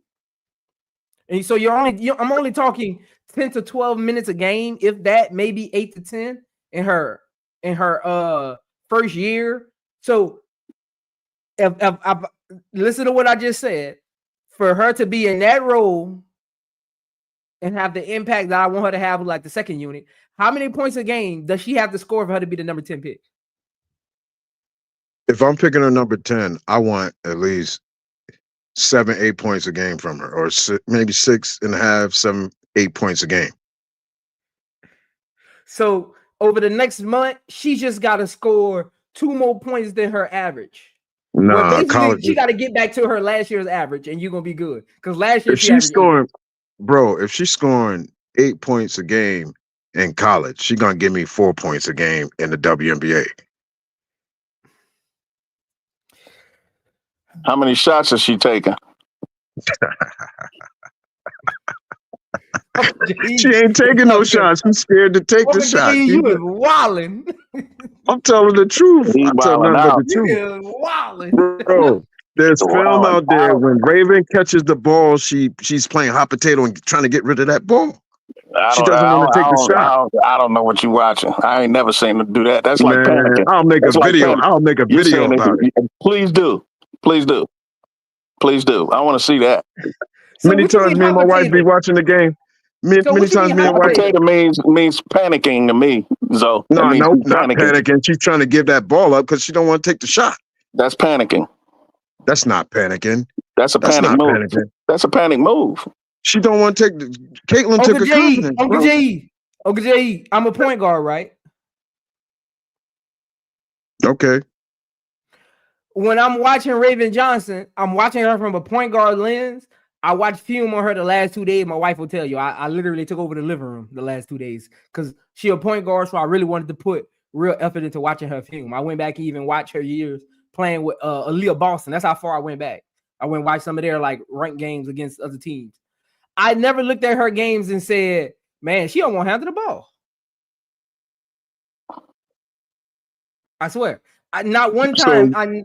I swear, Uncle J.E., not one time I looked at her games and said, she don't want to handle the ball. No, I just said she didn't want to handle it. I'm saying when the ball go when the play goes, bro, no, listen, when the play goes through their progressions, right? And it's breaking down. When Raven gets the ball, say it's like 5-6 seconds left, Raven, they have gotten shot clock violations because Raven be trying to pass the ball off because she don't want to take the shot. Come on, man. I know what I'm talking about. Uncle J.E., I know what I'm talking about. Uncle J.E., that's two different things, though. That's what I'm talking about, though, Prince. No, y'all looking at something. But no, Uncle J.E., I'm talking about you just said two different things, though. Her not wanting to take a shot and her not wanting to handle the ball. That's two different aspects of the game. I didn't say nothing about her handling the ball, though, Prince. I said when the ball goes. No, I didn't. I never said nothing about her hand. I said there has been times when Raven, instead of taking a shot, she's playing hot potato with the ball. She's trying to get rid of it so somebody else will take the shot. Like when the play, like say they get 18 seconds, right? In the shot clock, right? Or 24 or whatever. The player break down, they get down to like 7-8 seconds left. If the ball comes back to Raven, Raven is not taking it, she's passing it off. She could be wide open down at the baseline. And she's many times me and my wife look at the team and be like, Raven, why didn't you shoot? They'll get a shot clock violation, everything, because Raven refused to take that shot. So, Uncle J.E., let me ask you this. If you're Raven's agent, right? And her development liaisons is the person who your agent work with to tell you what you need to improve in your game to get to the next level, right? Because the agents behind the scenes, they're talking to teams, they're getting information, they give it to your developmental liaison. Your liaison tells you, hey, if you want to get drafted by these type of teams, this is what you need to do. If you want to get drafted by these type of teams, you want to fall right here in the draft, these are the things you need to work on. So if you was her developmental liaison, right? Are you telling her, go back to college another year, take as many shots as possible? That's a fact. Keep your same defense. I'm telling her, go back to college and be aggressive. Learn how to be aggressive. What that means? Bro, at least drive to the basket with some intention. You know? No, but I'm saying like, so you want her to penetrate more? Do you want her to shoot more three? Like, what does being aggressive mean? I don't care about, I'm not a three person. I don't care about that three and all that. At least mid-range. But all she had to do is drive to the basket with intention. She'll drive to the basket, she'll throw up this lazy shot and miss it, and then start laughing like, I missed it again. Like, man, come on, man. Have that same intensity about offense as you do about defense. Okay. So she's impeccable on defense because she's trying to make up for what she lacks on offense. That's why she plays defense with the intensity she does. So I think no matter what happens, if she goes back next year, that part of her game won't change again because of Dawn Staley's offense. She can't get downhill repeatedly like that. The only way she'll be able to get downhill is if they're running pick and roll, kind of like ISO action every now and then. And she just goes away from the plate and just says, I'm just driving it. That's the only way that's going to happen. Because most of Dawn Staley's offense is high post, low nil block action. So your point guards, they can't. Uncle J.E., I'm telling you, she won't be able to do that. Even if she can do that, it won't be consistent enough. Because again, if she's only, how many times a game do you see her drive down lane and miss a layup? Really? Like No, two, at least two, asking. at least two times. So okay, she misses 2 layups a game. You see her driving downhill, right? How many times a game do you think she has a chance to drive downhill? About 5, at least 5. So she's 3 for 5 on downhill drives. Is that what you're saying? Bro, our pal is driving to the basket. No, That's I'm not asking you what a he question. asked you. I'm asking you a question. I'm saying. So she drives 5 times and she misses 2 layups. 3 for 5 is darn good if you ask me. But what about all the That's jumpers she well over missing too? 50%. What about all the jumpers she missing too? Like, come on, man. Let's not do that. Let's not do Here we that. go, moving the goalposts again. I said, Uncle J, no, I said I'm one of them ones for a reason, Uncle J. listen. I said she's a liability on offense. Offense includes Oh, jumpers, drives, all that. That's what she's a liability. I'm one of them ones, man. I'm one of them. I Look, understand, but I tell the truth. I'm a truth teller. I don't lie about nothing. That's an I opinion, ain't bro. meet one yet, man. I ain't meet one yet. Man, I ain't That's been an wrong opinion. yet. That's I ain't an been opinion. wrong about You're nothing very yet, wrong. Bryce. That's a fact. Make I a ain't meet video one yet, and man. prove it. I ain't meet one yet. Make a video and prove it. I ain't been wrong about nothing yet. That's a fact. Do like Zoe do. Do a program on Raven on how many times she and explain how she's an offensive liability. Make a video. Counteract his video. That's what scholars do. Whether it's basketball, history, math, science, whatever it is. You are auto mechanic, whatever it is. When somebody says something, because what you're saying is Zoe is wrong and you're right. No, that's not what I'm saying. I'm saying No, I have a different. you know why I say that? Let me explain to you why I say that. Let me explain, because I believe in Zoe's integrity. And not once in his breakdown did he say that Raven Johnson will be a liability on offense, because if she is, he would say it. That's how much integrity he has. He's an LSU fan, if he's a fan of anything. So you can't say bias. So, and he's a point guard. He played the game.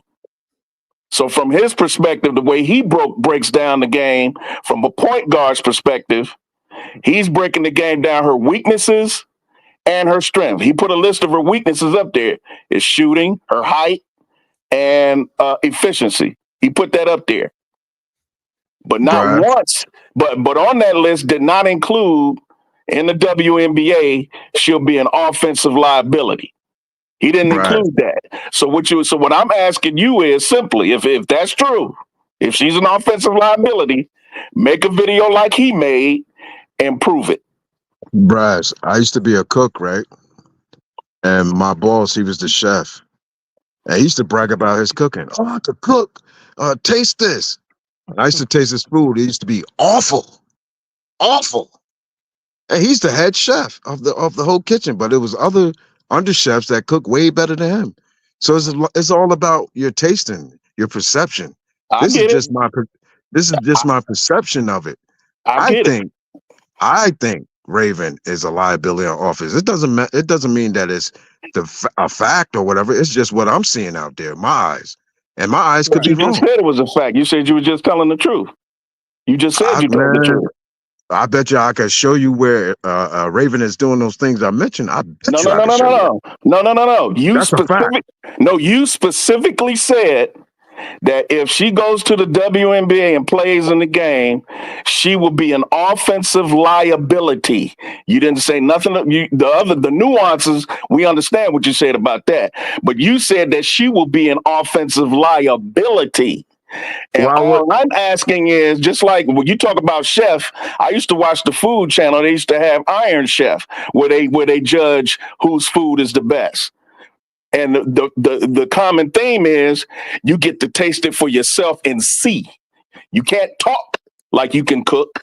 You can say I can say I can dunk all day. I can say I can fix your Mercedes-Benz all day. I can talk the talk, but can I walk the walk? And when you're trying to prove a point in a game, just like they do on NFL films when they talk about quarterbacks and defensive schemes and corners and defensive schemes and basketball and baseball, they have film to prove their point. What I'm asking is, if you believe that she is an offensive liability, you should be able to point out on film So that is the truth. That's so all I'm Brass, saying. So we don't have it. because let me land my plane, because the bottom line is I watch Zoe and I like watching breakdown. There's certain football analysts that I watch that break down football. I don't watch everybody because not everybody know what the hell they talking about. But I like Zoe's breakdown because he reminds me of an Isaiah Thomas or other basketball analysts that I see on NBA channel and on ESPN who know what they're talking about. I understand because they show it on film and they played the game.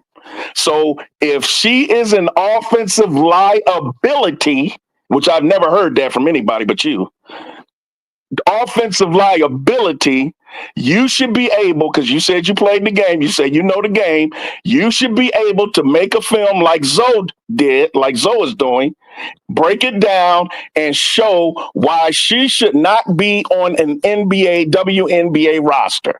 Because if you're a liability, you're not going to make the WNBA. So that's all I'm asking. I'm not saying you're right. I don't subscribe to what you're saying. I think you're wrong. However, you may be able to show me on film Raven Johnson being an offensive liability to a WNBA team.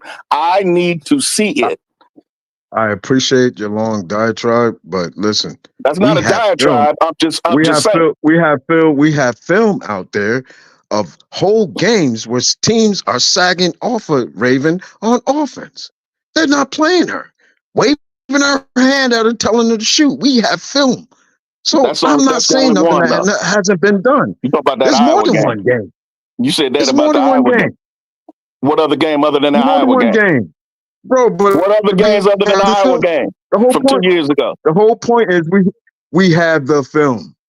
So I'm not saying nothing that hasn't been done. The point is she got better from that game when Caitlin Clark waved her off and dared her to shoot.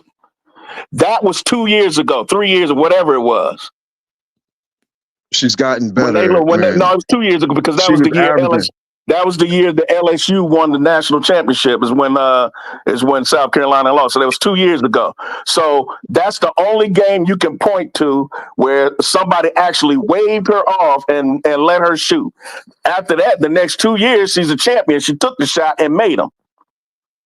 And she made shots against Iowa when they got their revenge. I'm not questioning anything Prince is bringing forth or anything. I'm giving my assessment that I see in games and everything. You could take it or leave it.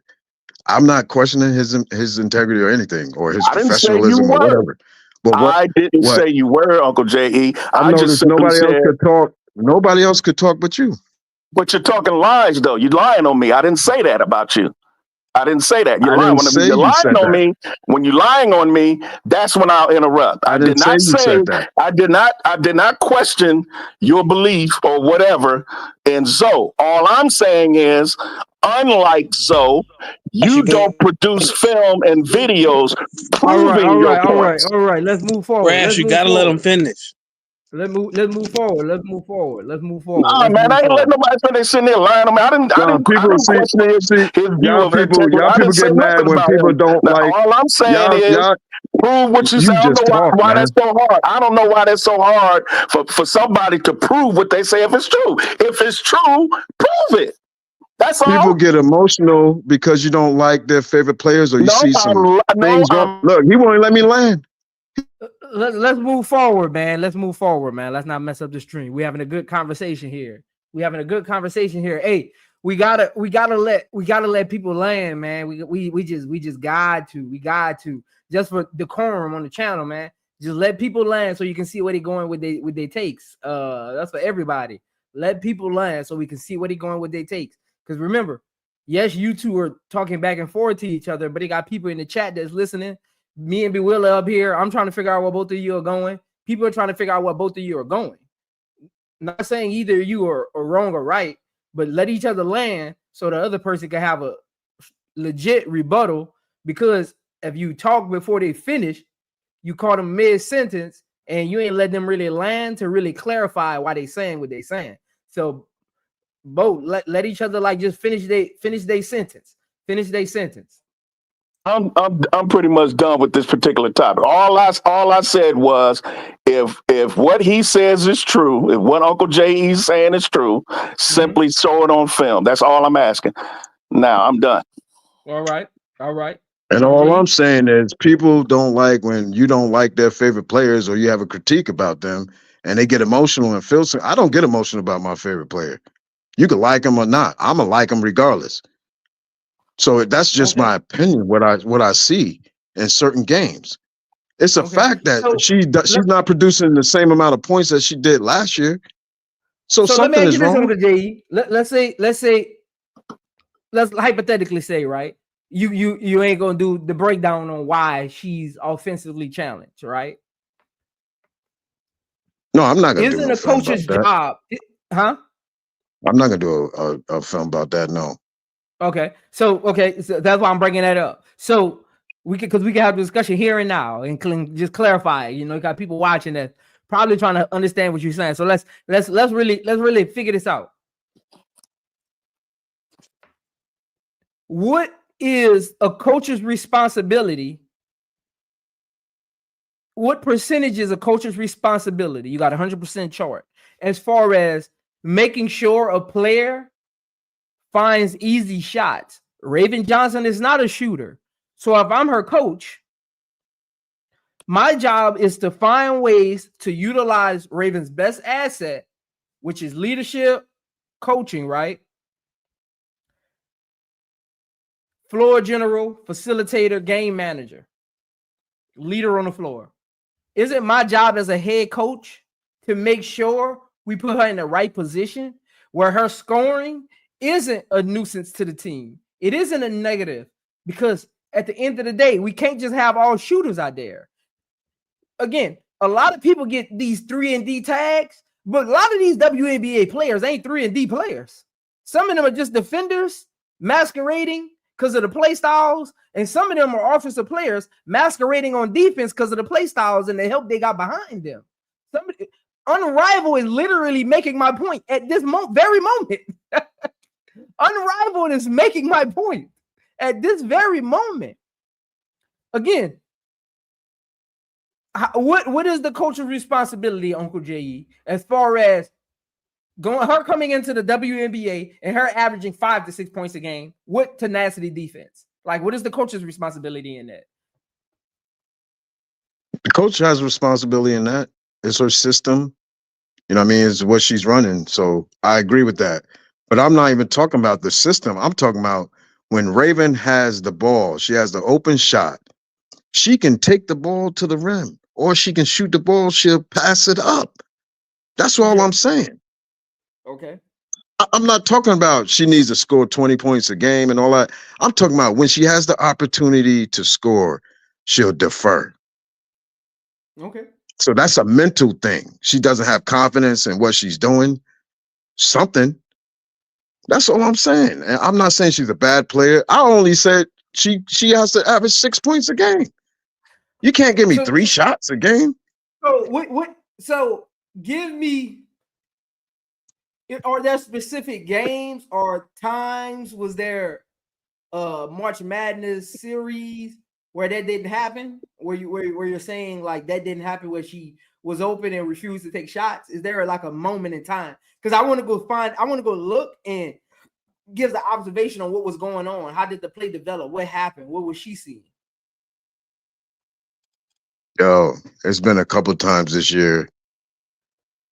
She's done it in the past. That's all I'm saying. Like, you just got to watch it. Maybe you're not looking for that when the play breaks down and she has the ball 6 seconds left and she's passing it off to Pow or somebody to take the shot. or they get a shot clock violation. Go look at when they got shot clock violations. But It's as a when point Raven guard, has that's the my ball in their hand. responsibility. As a point No, guard, though, that's my responsibility to make sure we're getting the best shot, no matter what time it is on the clock.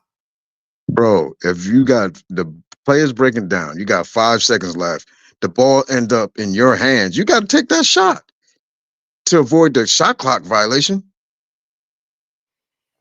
She'll try to pass it off, and the ball, there'll be a shot clock violation. I don't know. I don't know. Y'all look at things different. I don't know nothing. You know, I'm just a regular dude, so I don't know nothing, man. No. I don't know everything. That's your That. profession. It ain't about that. Like, Uncle J.E., other people can I say can that for me, evaluate right? talent. I bet you that. I bet you I can People can say evaluate that for talent. me, right? But B. Will is on the panel right now. There's never been a time, even in debates that get a little heated, that I've brought up, I did it, you didn't do it. What are we talking about? Like, I've always gave people opinion respect. Hey, yo, can y'all hear me? Yeah, I can hear you, B. Will. So, I just want to ask you, because, and I'm asking you this because you said specifically that you referred to you and your wife watching games, right? Bro, my wife And right here, I'm asking her about it right now. She can speak up for it. That's her team. Okay, that's cool. What I'm asking you though is, you're talking about this offensive liability and what you've seen out of Raven.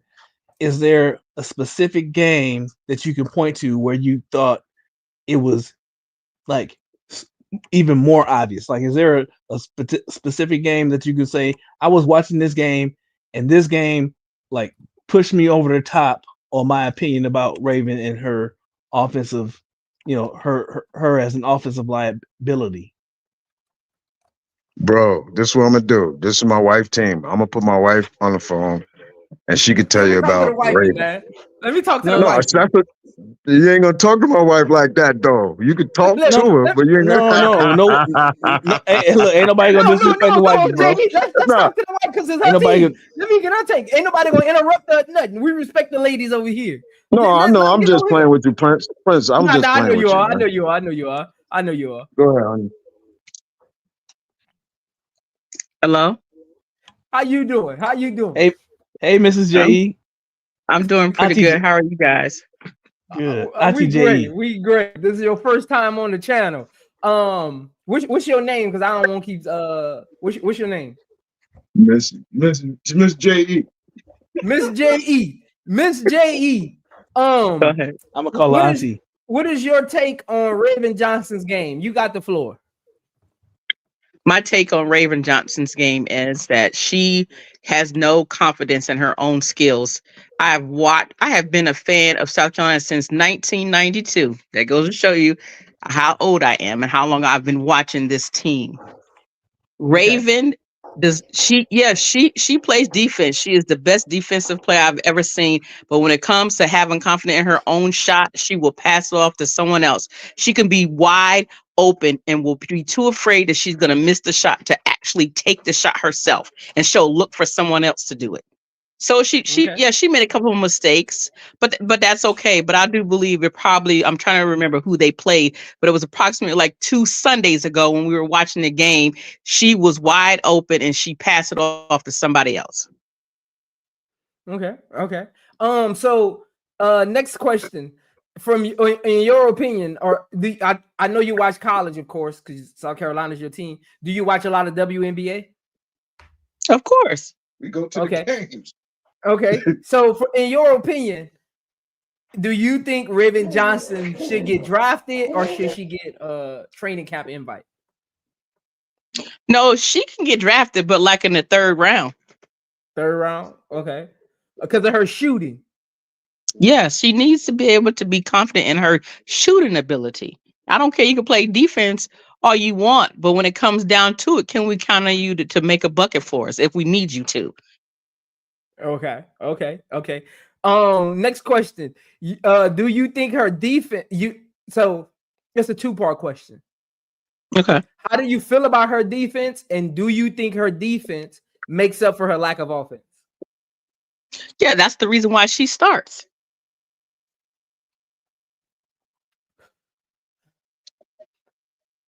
Do you think she should stay another year or come out?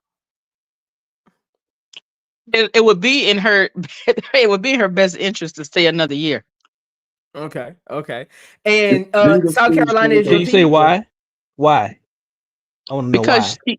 Because she needs to build that confidence back up with her shooting. You're not going to be anybody any good if you're too afraid to shoot. Okay. So as far as, because South Carolina is your team, right?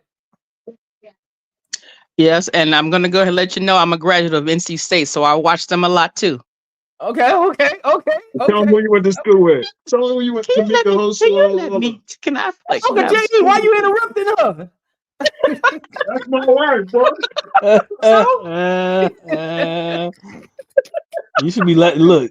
That's the wife. Happy wife, happy life. You should be letting her play. Yeah, Give her the whole runway, brother. Give her the whole runway. You keep talking. Let her bless the channel. You keep talking in the background. Yeah. So who did you play with in college? I didn't play college basketball. I was an athletic trainer. Who was he talking about then that you were with? He was talking about who I was in school with. Yeah. I was in school with Chastity Melvin, Tracy Smith. I was in school in the 90s when Marion Jones was playing for Carolina. Okay. Let's see, Tanisha Lewis, Yamiki Webb. Your father coached Army. That's some scores right there that a lot of people don't talk about. That's some scores there. Right, because that was in the late 90s. People didn't think about that. Your father coached Army. Okay. So okay, because Uncle J.E. keep interrupting you.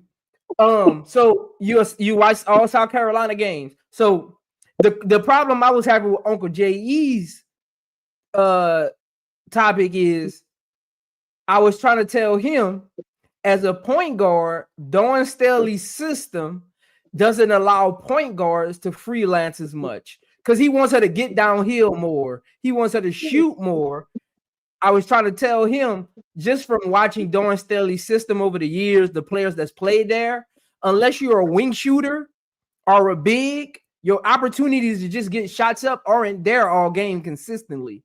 So with guards who can't shoot consistently throughout a game, you're not in a rhythm to want to take those shots. How do you feel about that? I would kind of disagree with you on that part, simply because if you think about it, Tahina Pow, when she has her running the point, that girl still shoots. Not this year, last year, the year before that, the games that we have attended, even when she's running the point, Pow is going to still shoot that three. She does not care. Okay. So when I was doing my breakdown, I was trying to explain this to people, right? When you go to college, it's development versus intangibles. When I was getting recruited, this is something I wish my parents would have knew. When you're picking your college, you have to know your kid and what type of player they are and where they need to enhance their game. For me, when I'm looking at students going to college, go to a college that enhances something you don't do versus just picking a blue chip winning program, because it's about getting to the next level as well.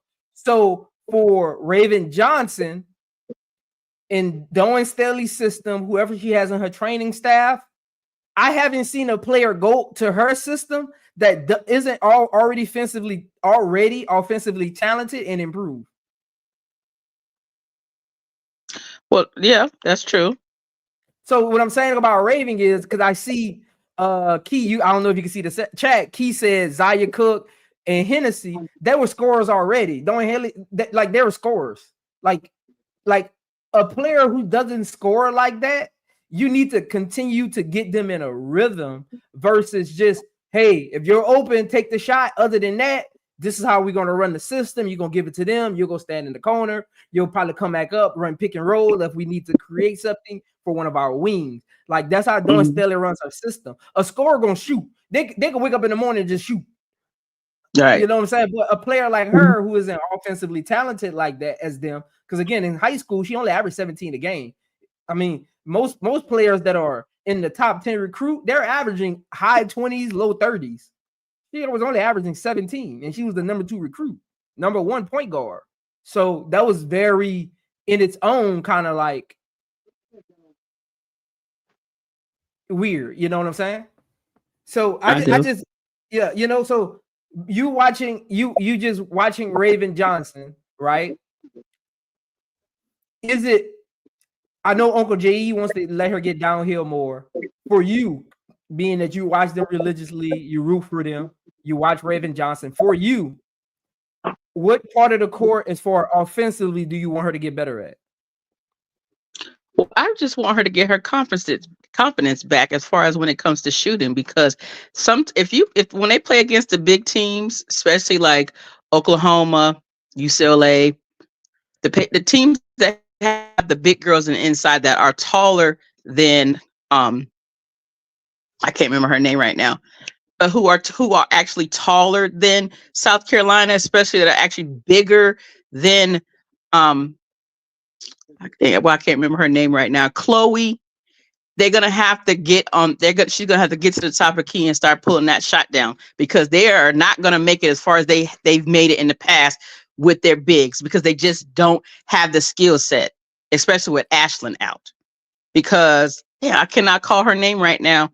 She's okay, but she could be You better. talking about Fagan? Yes, exactly. Okay. Because I feel like she cannot dribble to save her life. She needs some ball handling from some bigs to teach her how to hold on to the ball.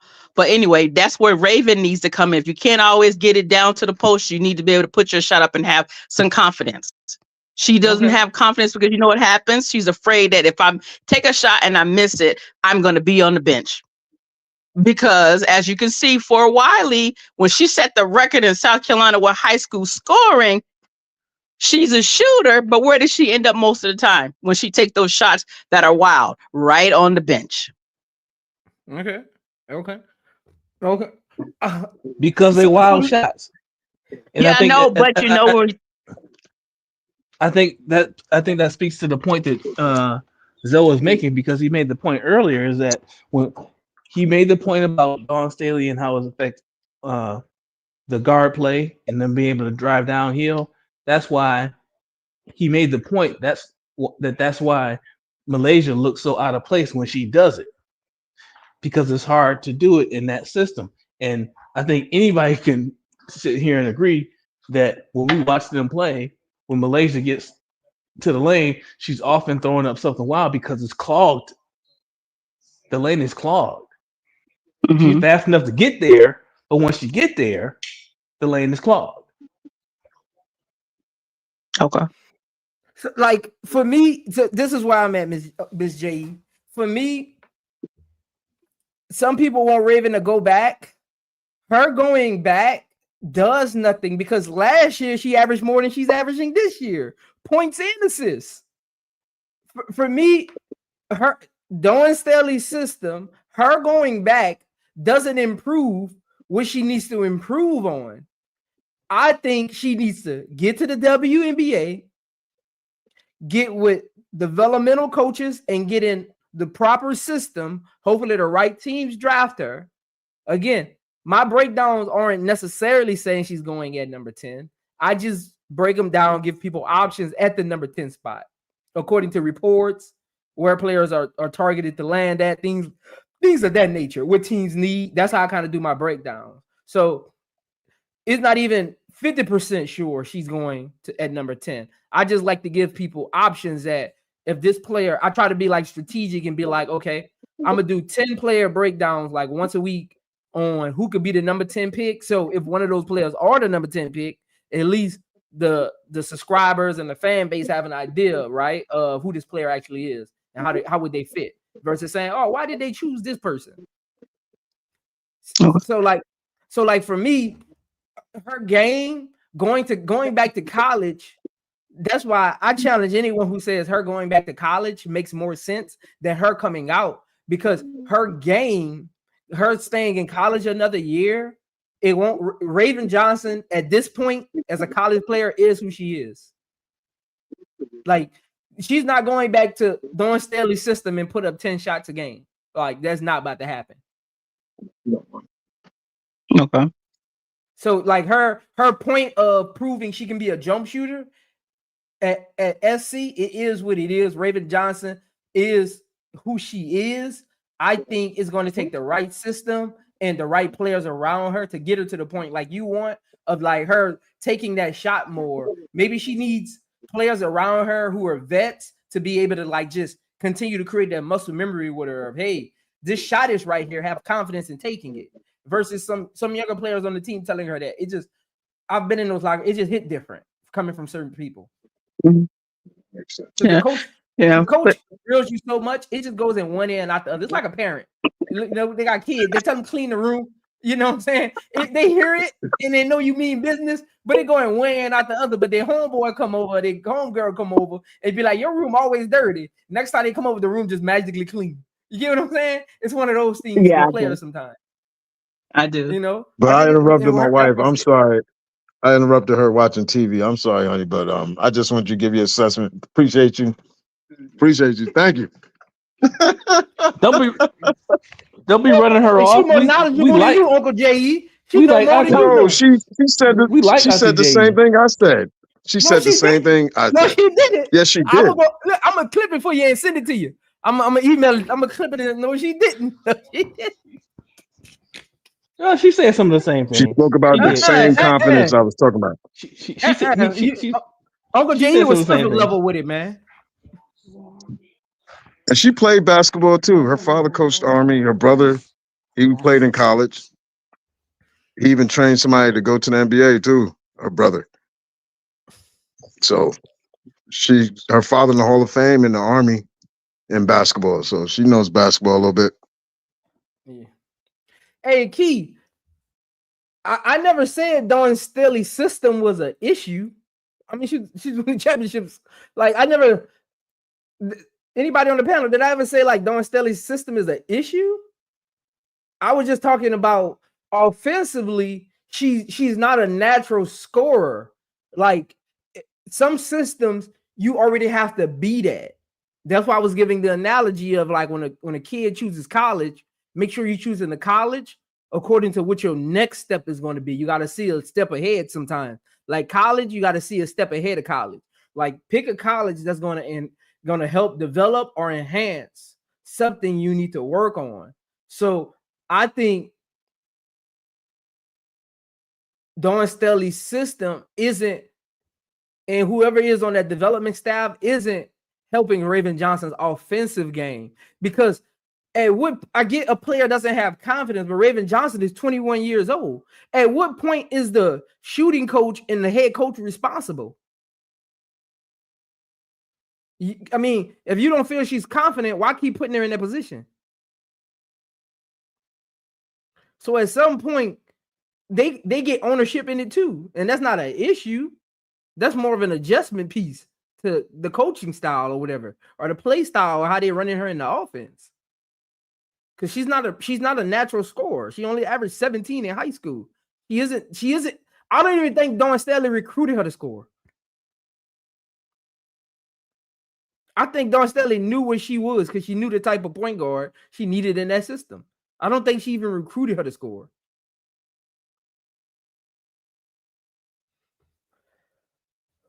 I don't know, man. But I appreciate you having me on, man. I know people, they look at me like I'm a crash out and all that, but I just got a different perspective. That's all. And I don't mean no harm if you like the player and all that. She's a professional. Well, she's going to be a professional. And I'm just saying, you know, that I'm just giving my opinion. Don't take it as anything, you know what I mean? And we go on to the next thing, you know what I mean? So I know hard feelings out there. You ain't crashing out, bro. Again, Uncle J.E. So, because some of the points, if you go back and watch this, I really want you to go back and watch this episode. because I know you came in a little later. Some of the points you're making, I made in my breakdown. Like I talked her weaknesses. I got it on the screen right now. Her weaknesses are her shot creation and shooting efficiency and her height. So, like some of the things you said, I agree with. Where we differ is how impactful she can be at the next level with those weaknesses. I think that's where we disagree. That's where we disagree. I don't So think Prince, those weaknesses impact how impactful she can be at the next level. give me an example of a point guard that's like Raven in the W right now. In the W right now,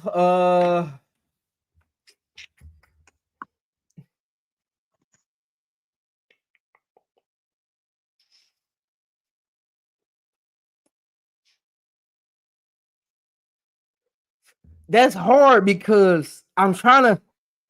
A lot of them I are can give you one-way one. players. So if I give you a player, I can give you one. they're gonna be high offensive players, but their defense won't be the same. And No, then you'll say, I can I give you want one. one just a leader and all these things you mentioned, and just okay, play defense, and that's successful in the W. V Will, what you So got? so for I can't. I'm about to drop a name, but I can't agree. I can't agree with the sentiment that that person is just going to play defense, because I don't think Raven is just going to play defense. So the name I'm gonna drop is Natasha Cloud. That's a good WNBA comp for Raven Johnson. Not necessarily where she is now, because Tosh Cloud wasn't always a bucket. Like she can struggle from the floor. She can struggle with her scoring, but all the other intangibles that she has, Raven has those, right? She's that. So for me, that's my best WNBA point guard comp for Ravens, because they don't rely on Natasha Cloud going off. She has, but that's few and far in between. What they rely on her for is to be her defense, her decision making, her playmaking ability, her floor generalship, all those things, and all those things are the same thing that Raven Johnson has. So Uncle J.E., right now it has 4 point guards going in the first round. Let's take Olivia Miles and Sellers out of it, right?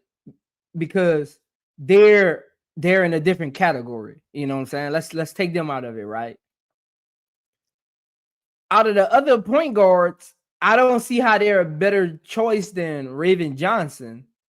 Like, I'm looking at Georgia. Like, I don't see how they're better options. Harmony is a better option than Raven. You got Amore. I don't think Amore is. Amore she has an all around. She's just too short. She's Olivia Miles. She's just too short. I'm not sold on Amore. I watched their game. I'm not sold. Who was Amore going to defend in the WNBA? Amore is not going to defend nobody, but she's going to give me a shot or two. She's going to pass the Okay, ball. She's going to facilitate.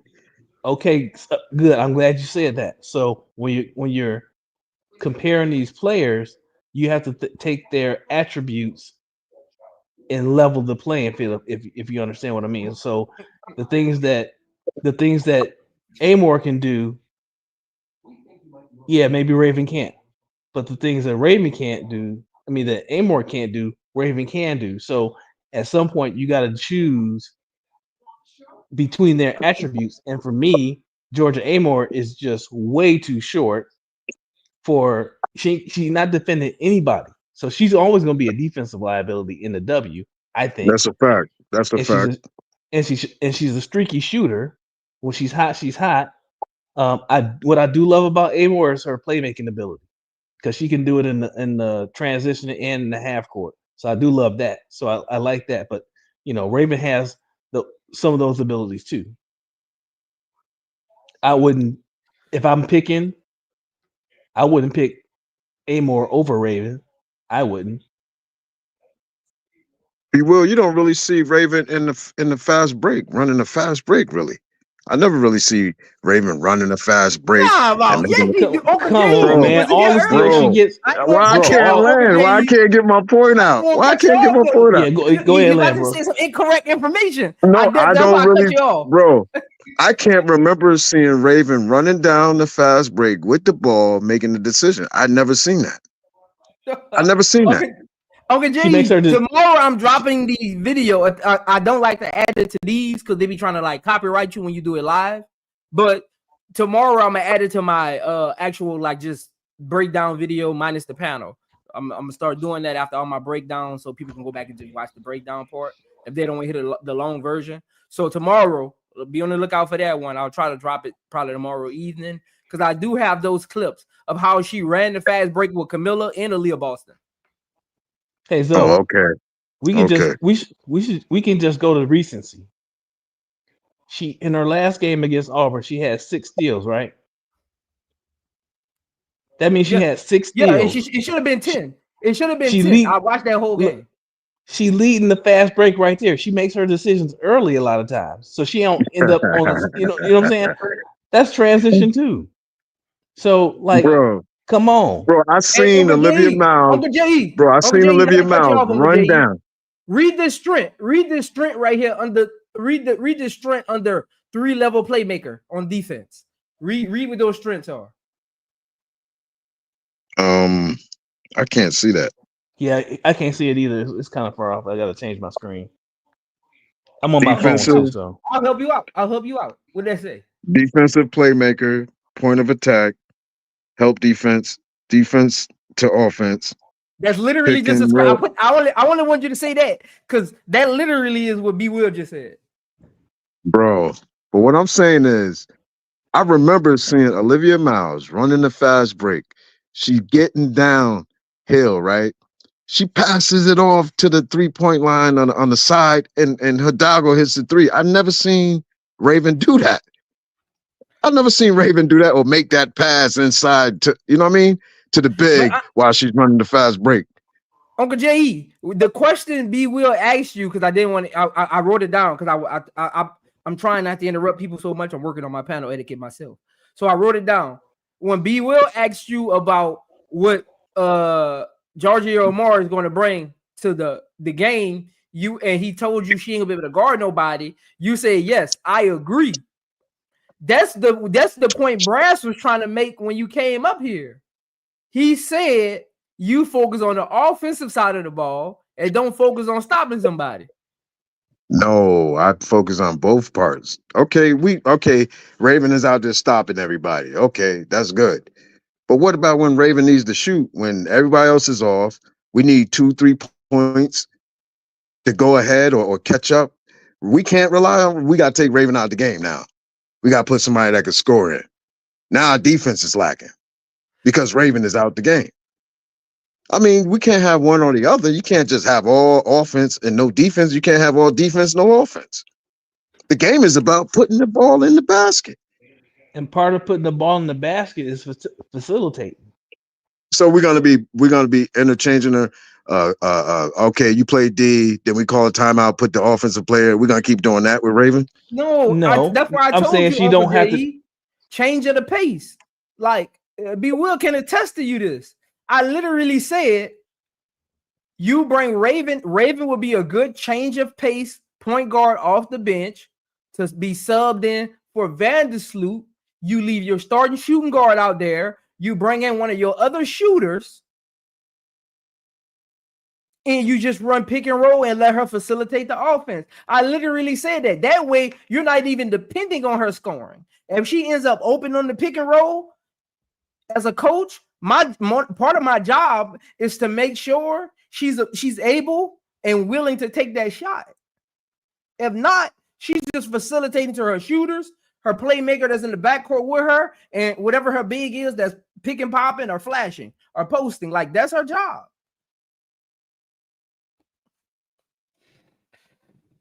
All right, we just going in circles here. I want you to understand one, Uncle J. I just want you to understand one thing for me. I can't speak for nobody else, but one thing for me, because I'm the king of being misunderstood. I think y'all all know that. But one thing for me is I'm not really like the individual things that you're talking about, Ravens offensive game. I'm not disputing any of that. I think she does have some confidence issues. I think she's getting over those confidence issues because she is shooting more. I think I've seen her take more threes than I've seen her take in the past.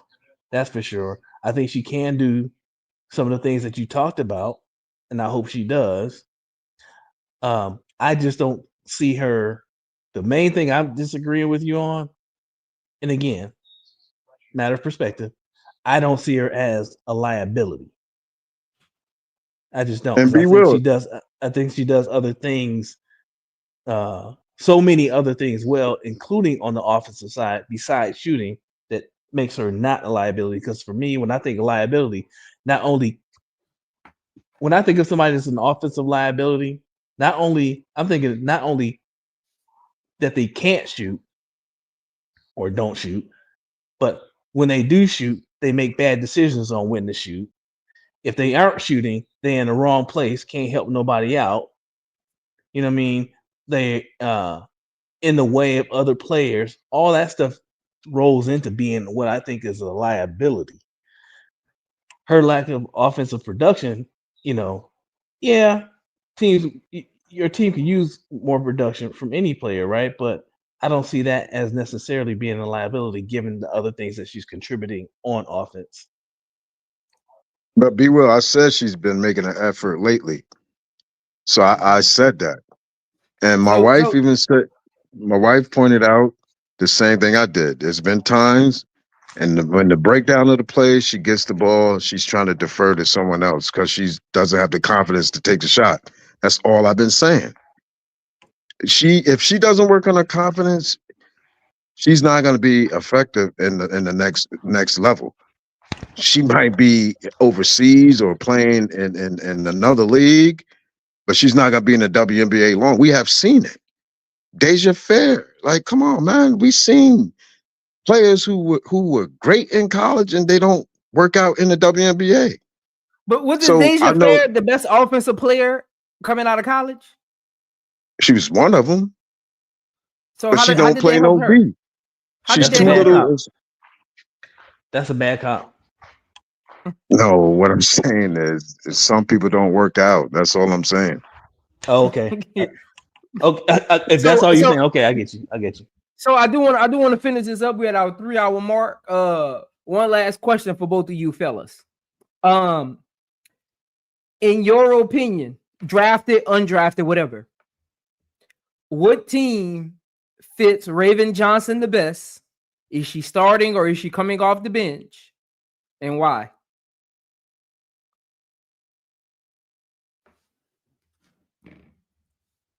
You want me? I can I'll go go first. first. Oh, I'll go go first. ahead. Let you get the last word, big man. I think Yeah. Seattle or Minnesota because they're already established and they have a system set up already. Any team ready to win. And what was the second question? The second part? Is she starting or coming off the bench? She's coming off the bench.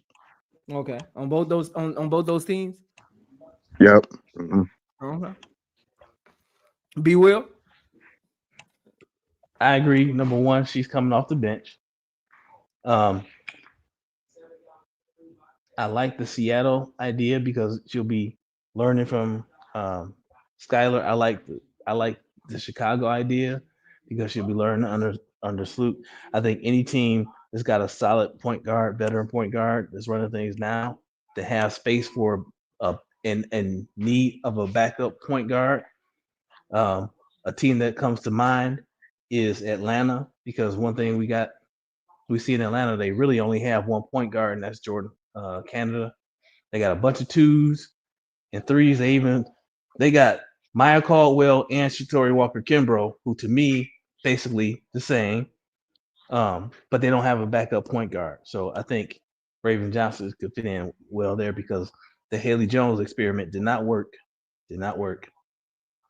So Atlanta's a good one. So for me, and tell me how y'all feel about this. For me, I got her coming off the bench as well. She isn't offensively sound enough to start right now. I don't think she's really an offensive liability. I don't think she's sound enough on offense right now. But her defense brings so much to the table.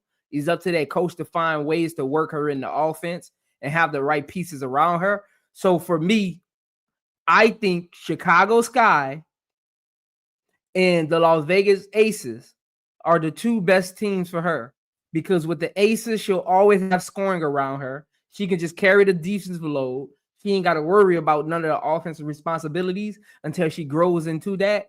And I think her working with bigs, having the familiarity with Camilla, and learning from Vandersloot, being a veteran guard who isn't a score first point guard either, teaching her how to still be able to be consistent on offense without shooting, and just finding spots within the game to take a shot just to stay relevant on offense and keep up with the pace. I think that's the two best landing spots for her. How do y'all feel about that? I'm down with that. Like I said, I'm good Chicago with is that one too. of them. I wasn't even thinking about the Aces, but in a roundabout way, Aces got the same problem as Atlanta do. 1 point guard, a bunch of 2s and 3s. That love to score. That love to score.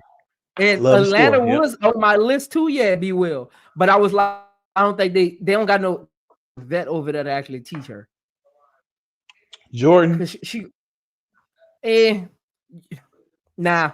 Jordan's not on that level like Chelsea Gray and them. She's not on that level like that. Yeah, that's why I'm She's like, a good point guard. Agree. Now, there's point guards, and then there's floor generals. She needs to be with a floor general or a team that's offensively stacked. And that's the two best spots for her that would make the most sense as far as like her development would go offensively, where she can still maintain what she does defensively and have an impact. See, I'm looking for teams that she would have an immediate impact on versus team where she's just right on the bench for 2 years and end up overseas. Hey, do me a favor, Zoe. The Aces wouldn't be scared to put her in the game because they got offense around her. They ain't worried about her scoring. Yeah, that's true. Hey, let me ask you this, Zoe.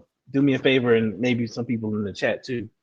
You made this distinction between point guards and floor generals. Can you give a brief rundown on the difference from the perspective of a point guard?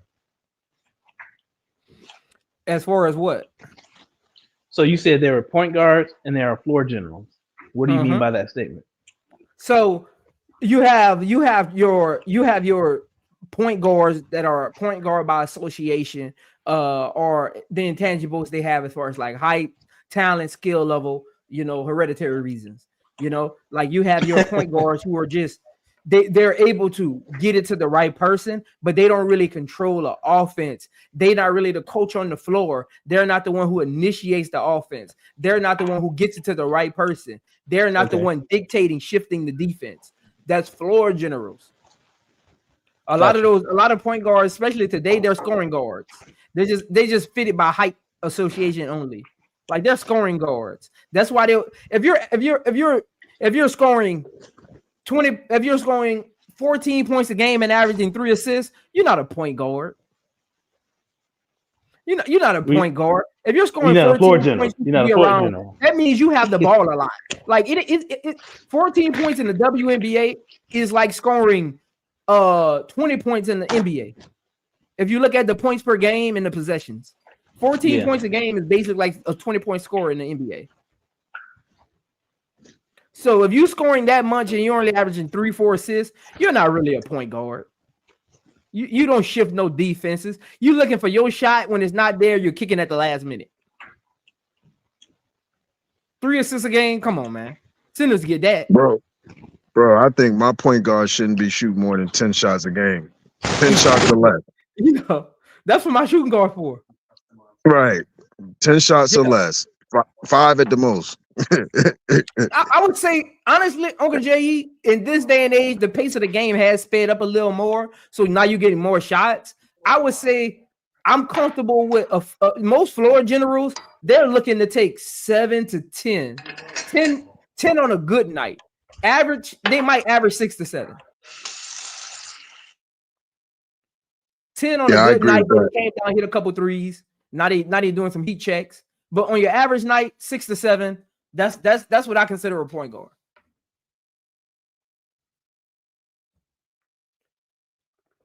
But I appreciate you having me up again, man. I know I caused a lot of confusion, but y'all be easy. No. Yeah, have a good It's night. all conversation. Look, I tell people this all the time, Uncle J. Sorry to cut you off. Look, basketball is always going to be heated. It's been like that since it was created. So again, basketball topics, we argue today, we laugh tomorrow. Like, it's just sports. You fight with your homeboy on the blacktop growing up. You already know that, Uncle J. You old school. Y'all get into a shoving match trying to get a rebound. Y'all push each other down. They break y'all up. And we get back to playing, and we go play games. We go play games tomorrow and forget all about it. I mean, it's sports, Facts. man. Facts. Yo, You know, man. I don't take Hey, it to look. heart. Hey, Zoe. Remember when Zoe first started? How many times was it just the panel consisted of Zoe, me, Brass, and Uncle J.E.? How many times we've been back and forth in Most heated of- discussion? You know what I'm saying? especially And it's all- on Citron. You know, hey, right. No, we ain't gonna talk about Centron. Yeah. I heard y'all last night. Y'all was roasting me about Ozzy. Y'all better leave Ozzy alone. Ozzy on the come up. Now I'll take Ozzy at 10. Oh yeah, it's a bunch of them at 10 if they there. Right. Mhm. Chicago can't go wrong, right? You can't go wrong with Raven either, but then we still got a wing problem. Unless we get that wing at 3, like Sellers, she could I play that. got you. You know what I mean? Yeah. I'm not mad if you choose Raven now. I'm not mad about that. But I think we just need to fulfill, try to satisfy one of our needs. We got 2 minutes. Right. Needs. We need 17 points a game, bro. We let that walk out the door. 17 points a game? Yeah, Yes. I get what you're saying. That's 20. That's 26 to 27 points in the NBA. I get what you're saying. I get what you're saying, but I just look at it as that could be supplemented in other places according to how Tyler Marsh runs his offense, right? You bring in Vandersloot, that's 7-8 points.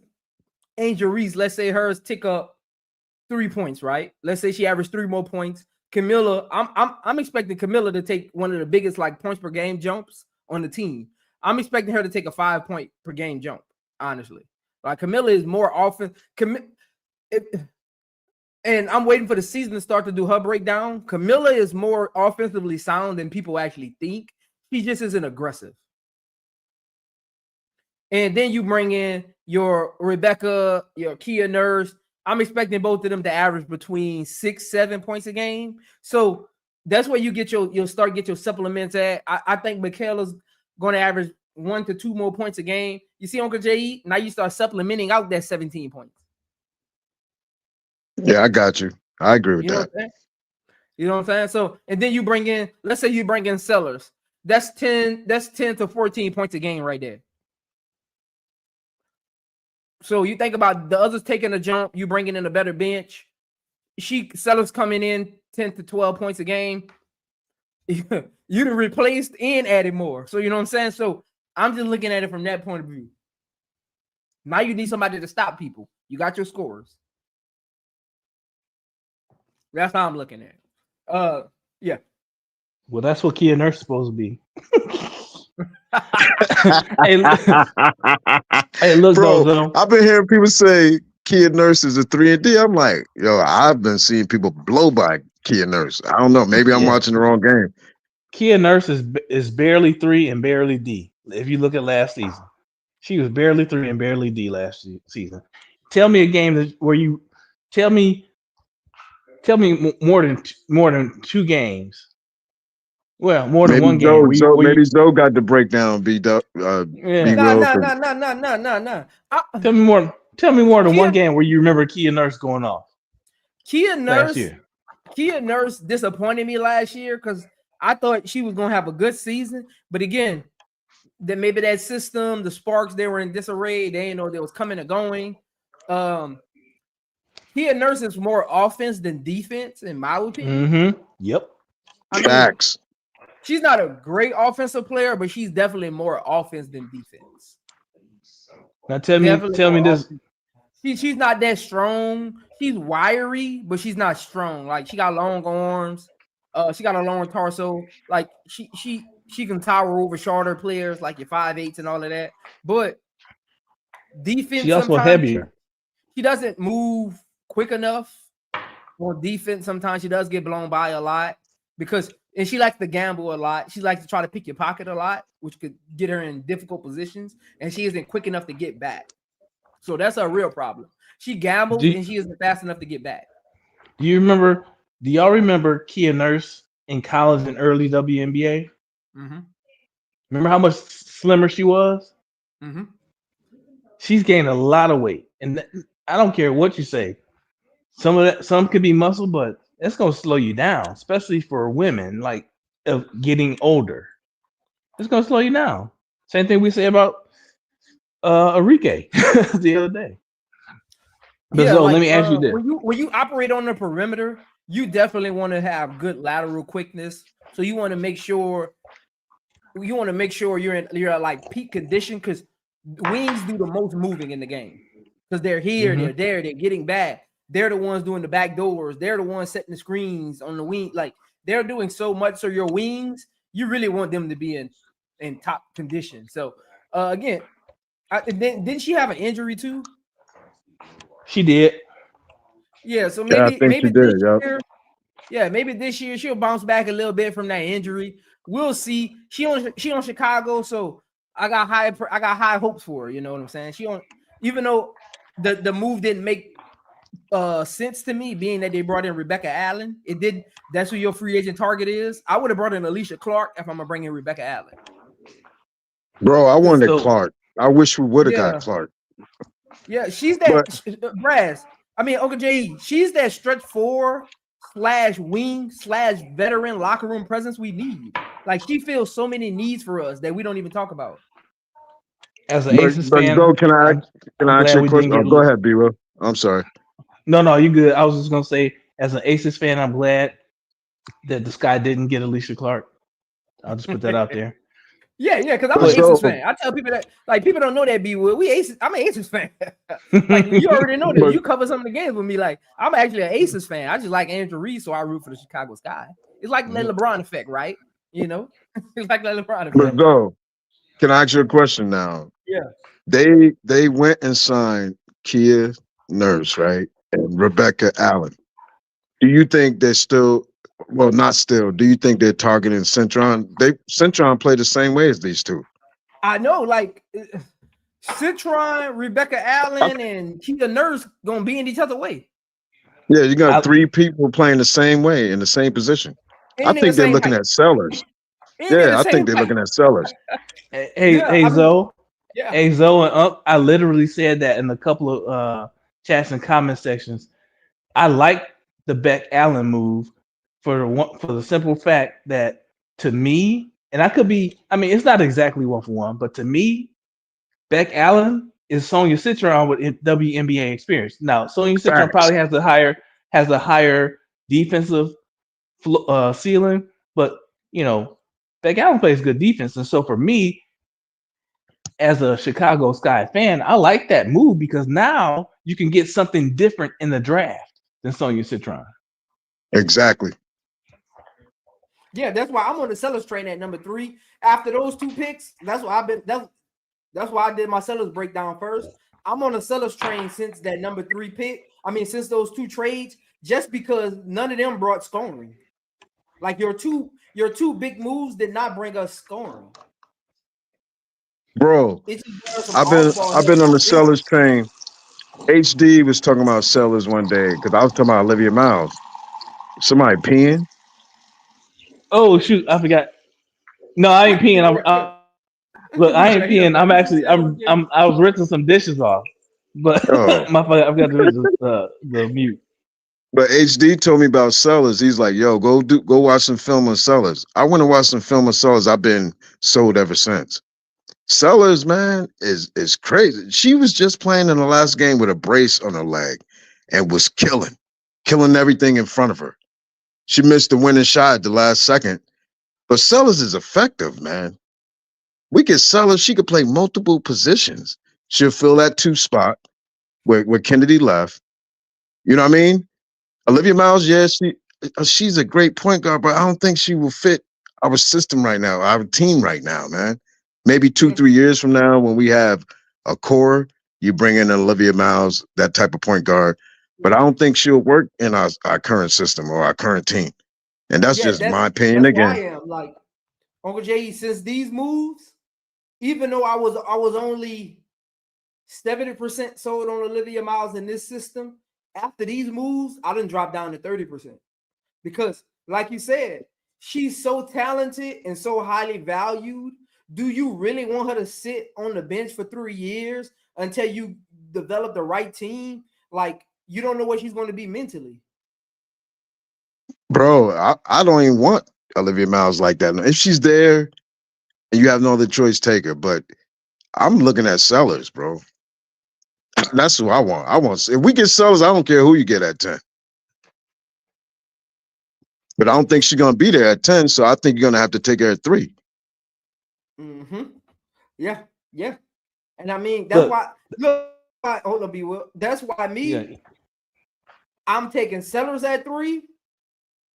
And if I'm not getting a defensive guard, like either Harmon or I'm cool with Harmon. Harmon ain't afraid to shoot. I'm cool with Harmon. I'm cool with Raven Johnson at that. If it honestly, if it ain't one of those two, if we pick Sellers, if it ain't one of those two, I'm trading that pick.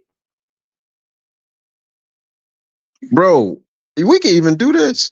Like people talk about Pow, right? Say if Pow's going at 10. Why don't we go get the killer Isaiah James? She's a killer. She's short. Where's she scheduled to go? Where's she scheduled to fall at?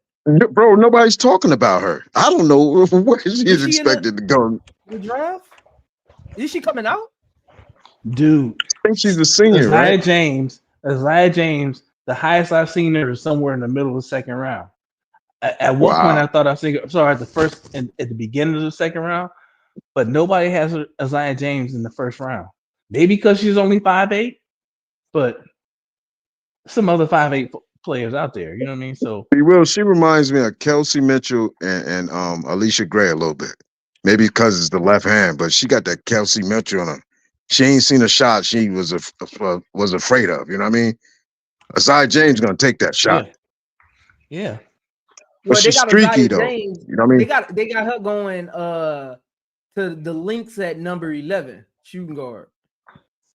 Oh, really? See what I mean? Yeah.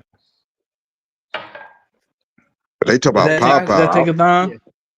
It ain't. And honestly, like being that. And look, I forgot who it is. I think it was Brass. Brass was the one that was talking about Maddie. I wouldn't be mad if we get Maddie at 10, because that 10 pick, now that the roster is like it is right now, man, that 10 pick, I don't know, man. That's a throw it up and see what happens pick right now, man. Like it is. You know, just the way the roster constructed, man. I don't know. That's why so many. That's a number that fit, because it is. It's like that's why I was last night when you was talking about taking the chance on AZ Fudd at 10. I agree. Like, why not? Like, you don't take a chance at not 3, but at the number 10 pick. At number 10. You don't take a chance on AZ Fudd at the number 3 pick. But okay, at 10 pick, okay. Depending on what else is out there, I ain't mad at you at taking a chance on that, because again of how the roster is constructed now. Like, you what got was a chance it? of getting Klay Thompson About a month or so 10, ago. I'm taking that. About a month, was it? Back in November, early December. We wasn't thinking that way. I wasn't thinking that way. Because the roster we constructed, we was thinking we had a lot. It was a lot going on.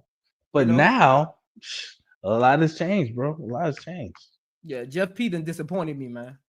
He done disappointed me, man. Look, D Will, you already know I was one of the last ones. I even made a video about it.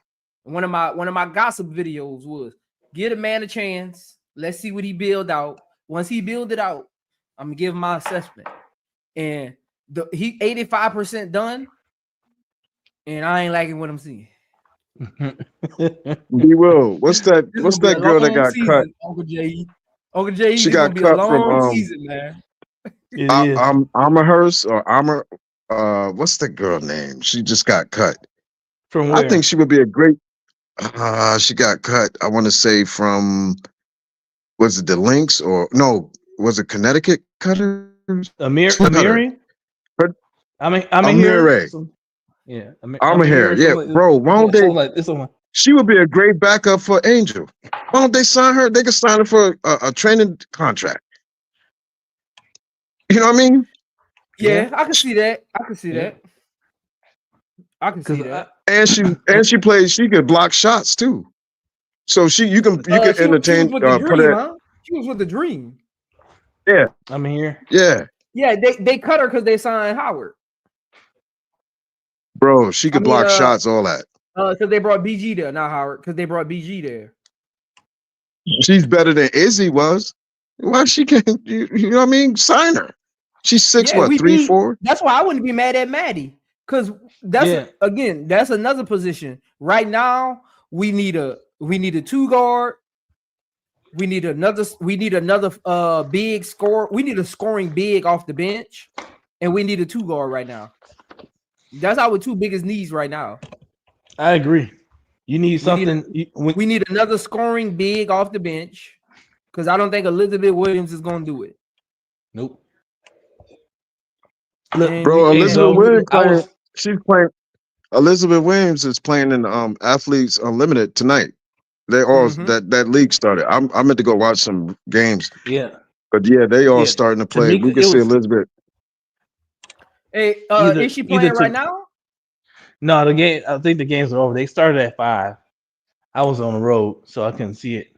But somebody when you first started up, so I think it was either Tamika or T. Carmilla that said Kia Nurse had 15 points, and it should have been at the time. It was probably the game started at 5. It was probably around 5:45, so it's probably in the third quarter or 4th. But man, people were talking about how well E. Will was playing at the beginning of the season last year. I went back and looked.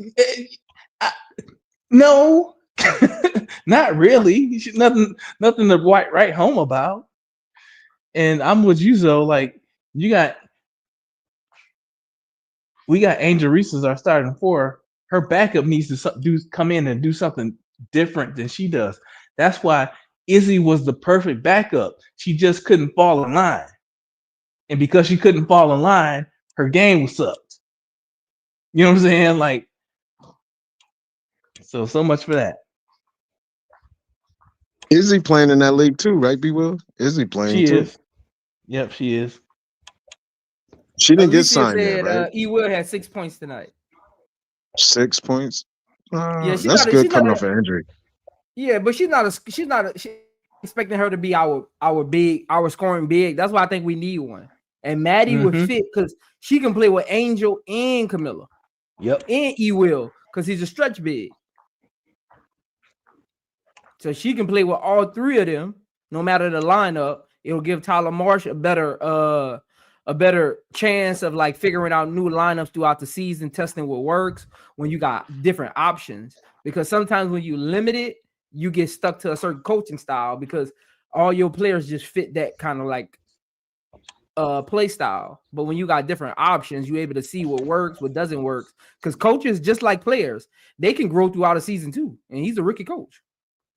So I think Jeff P should give him as many options as he can as far as like offensively and defensively. Shot blockers, perimeters, those who jump passing lanes, active defensive players, shooters, ball handlers, bigs, like mid-range shooters. Like give him some options so he can see what works and what doesn't work.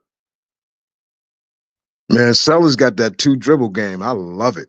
Uncle J, I already said it, Uncle J. Sellers is the best ISO scorer that's coming out in the first round, probably in the draft. Facts.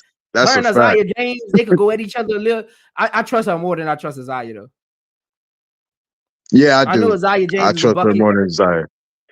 I know she's more than a bucket, but you know, yeah. Bro, if we had a pick in the 3rd round, we would get everything we needed, man. We don't got no picks, so we limited. We got to pick the best two for our systems, I guess. We don't even know our system, but hopefully things will work Right. out. Me and my wife, we bought tickets to the Connecticut game already, and they blew up the team. So we like, man, do we get a refund? You know what I mean? We don't know what we're gonna be watching in Connecticut. Hey, Chuck, man. that's what Is that Uncle where you J live? just said. Chuck said, considering the Nah, picks I'm that from we New York. have in the numbers, there's not a combo of players we can pick to add to our starting five without messing it up what we already have. Yeah, that's what Uncle J was saying, Chuck. So Uncle J agree with you, and I actually agree with you too. That's why I'm like with that 10th pick, I'm taking a chance on somebody. I'm taking a flyer just because of the roster build. I'm taking a flyer and see what they can. But that'll do it for me, man. Man, appreciate y'all for pulling up as always, man. You already know what it is.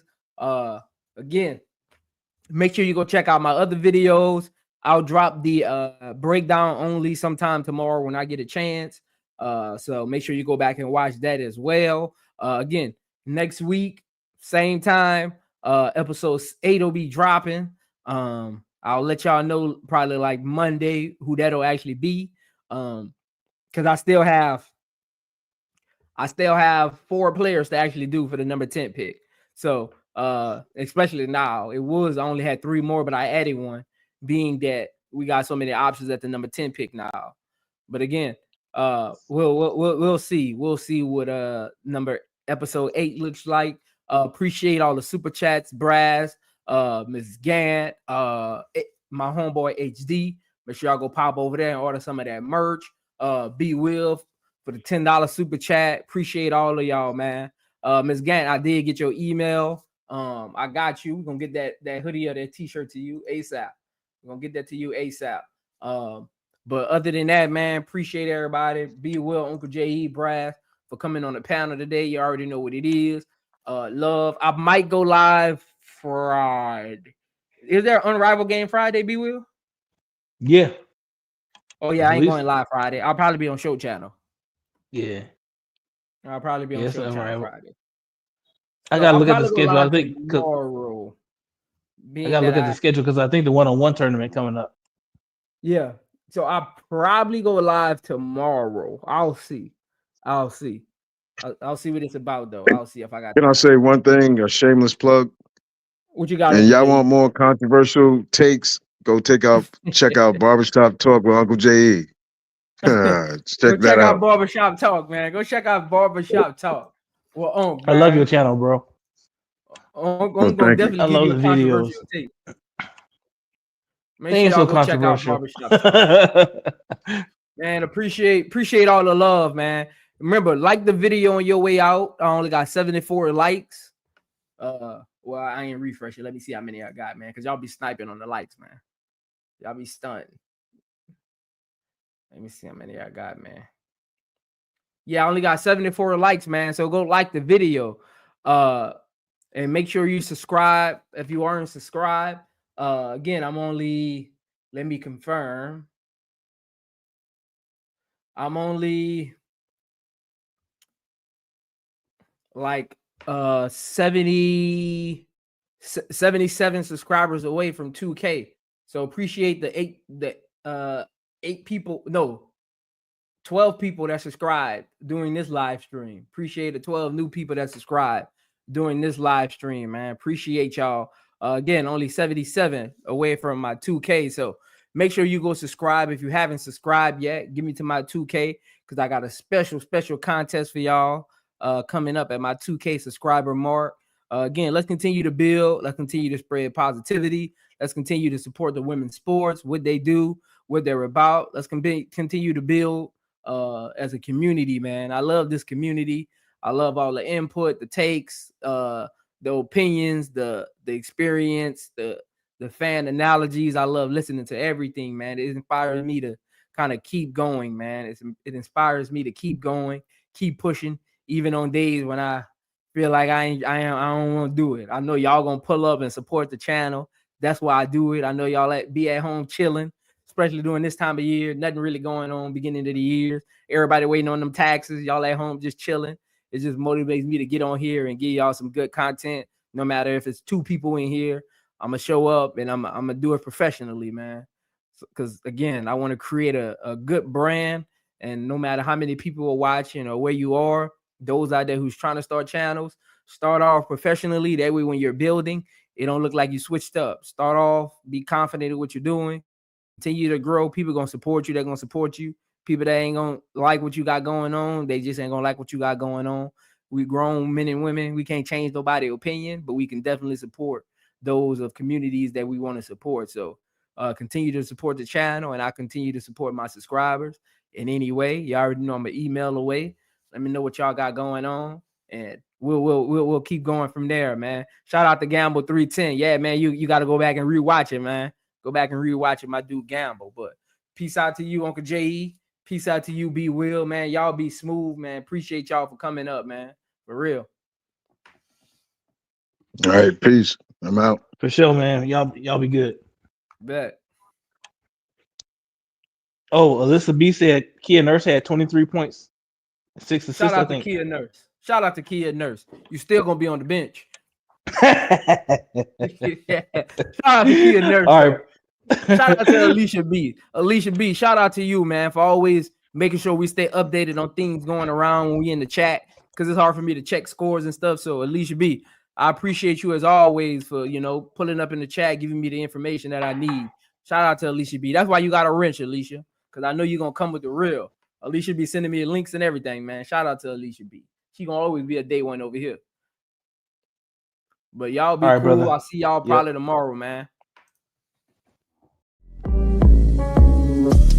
I be smoking on that motherfucker.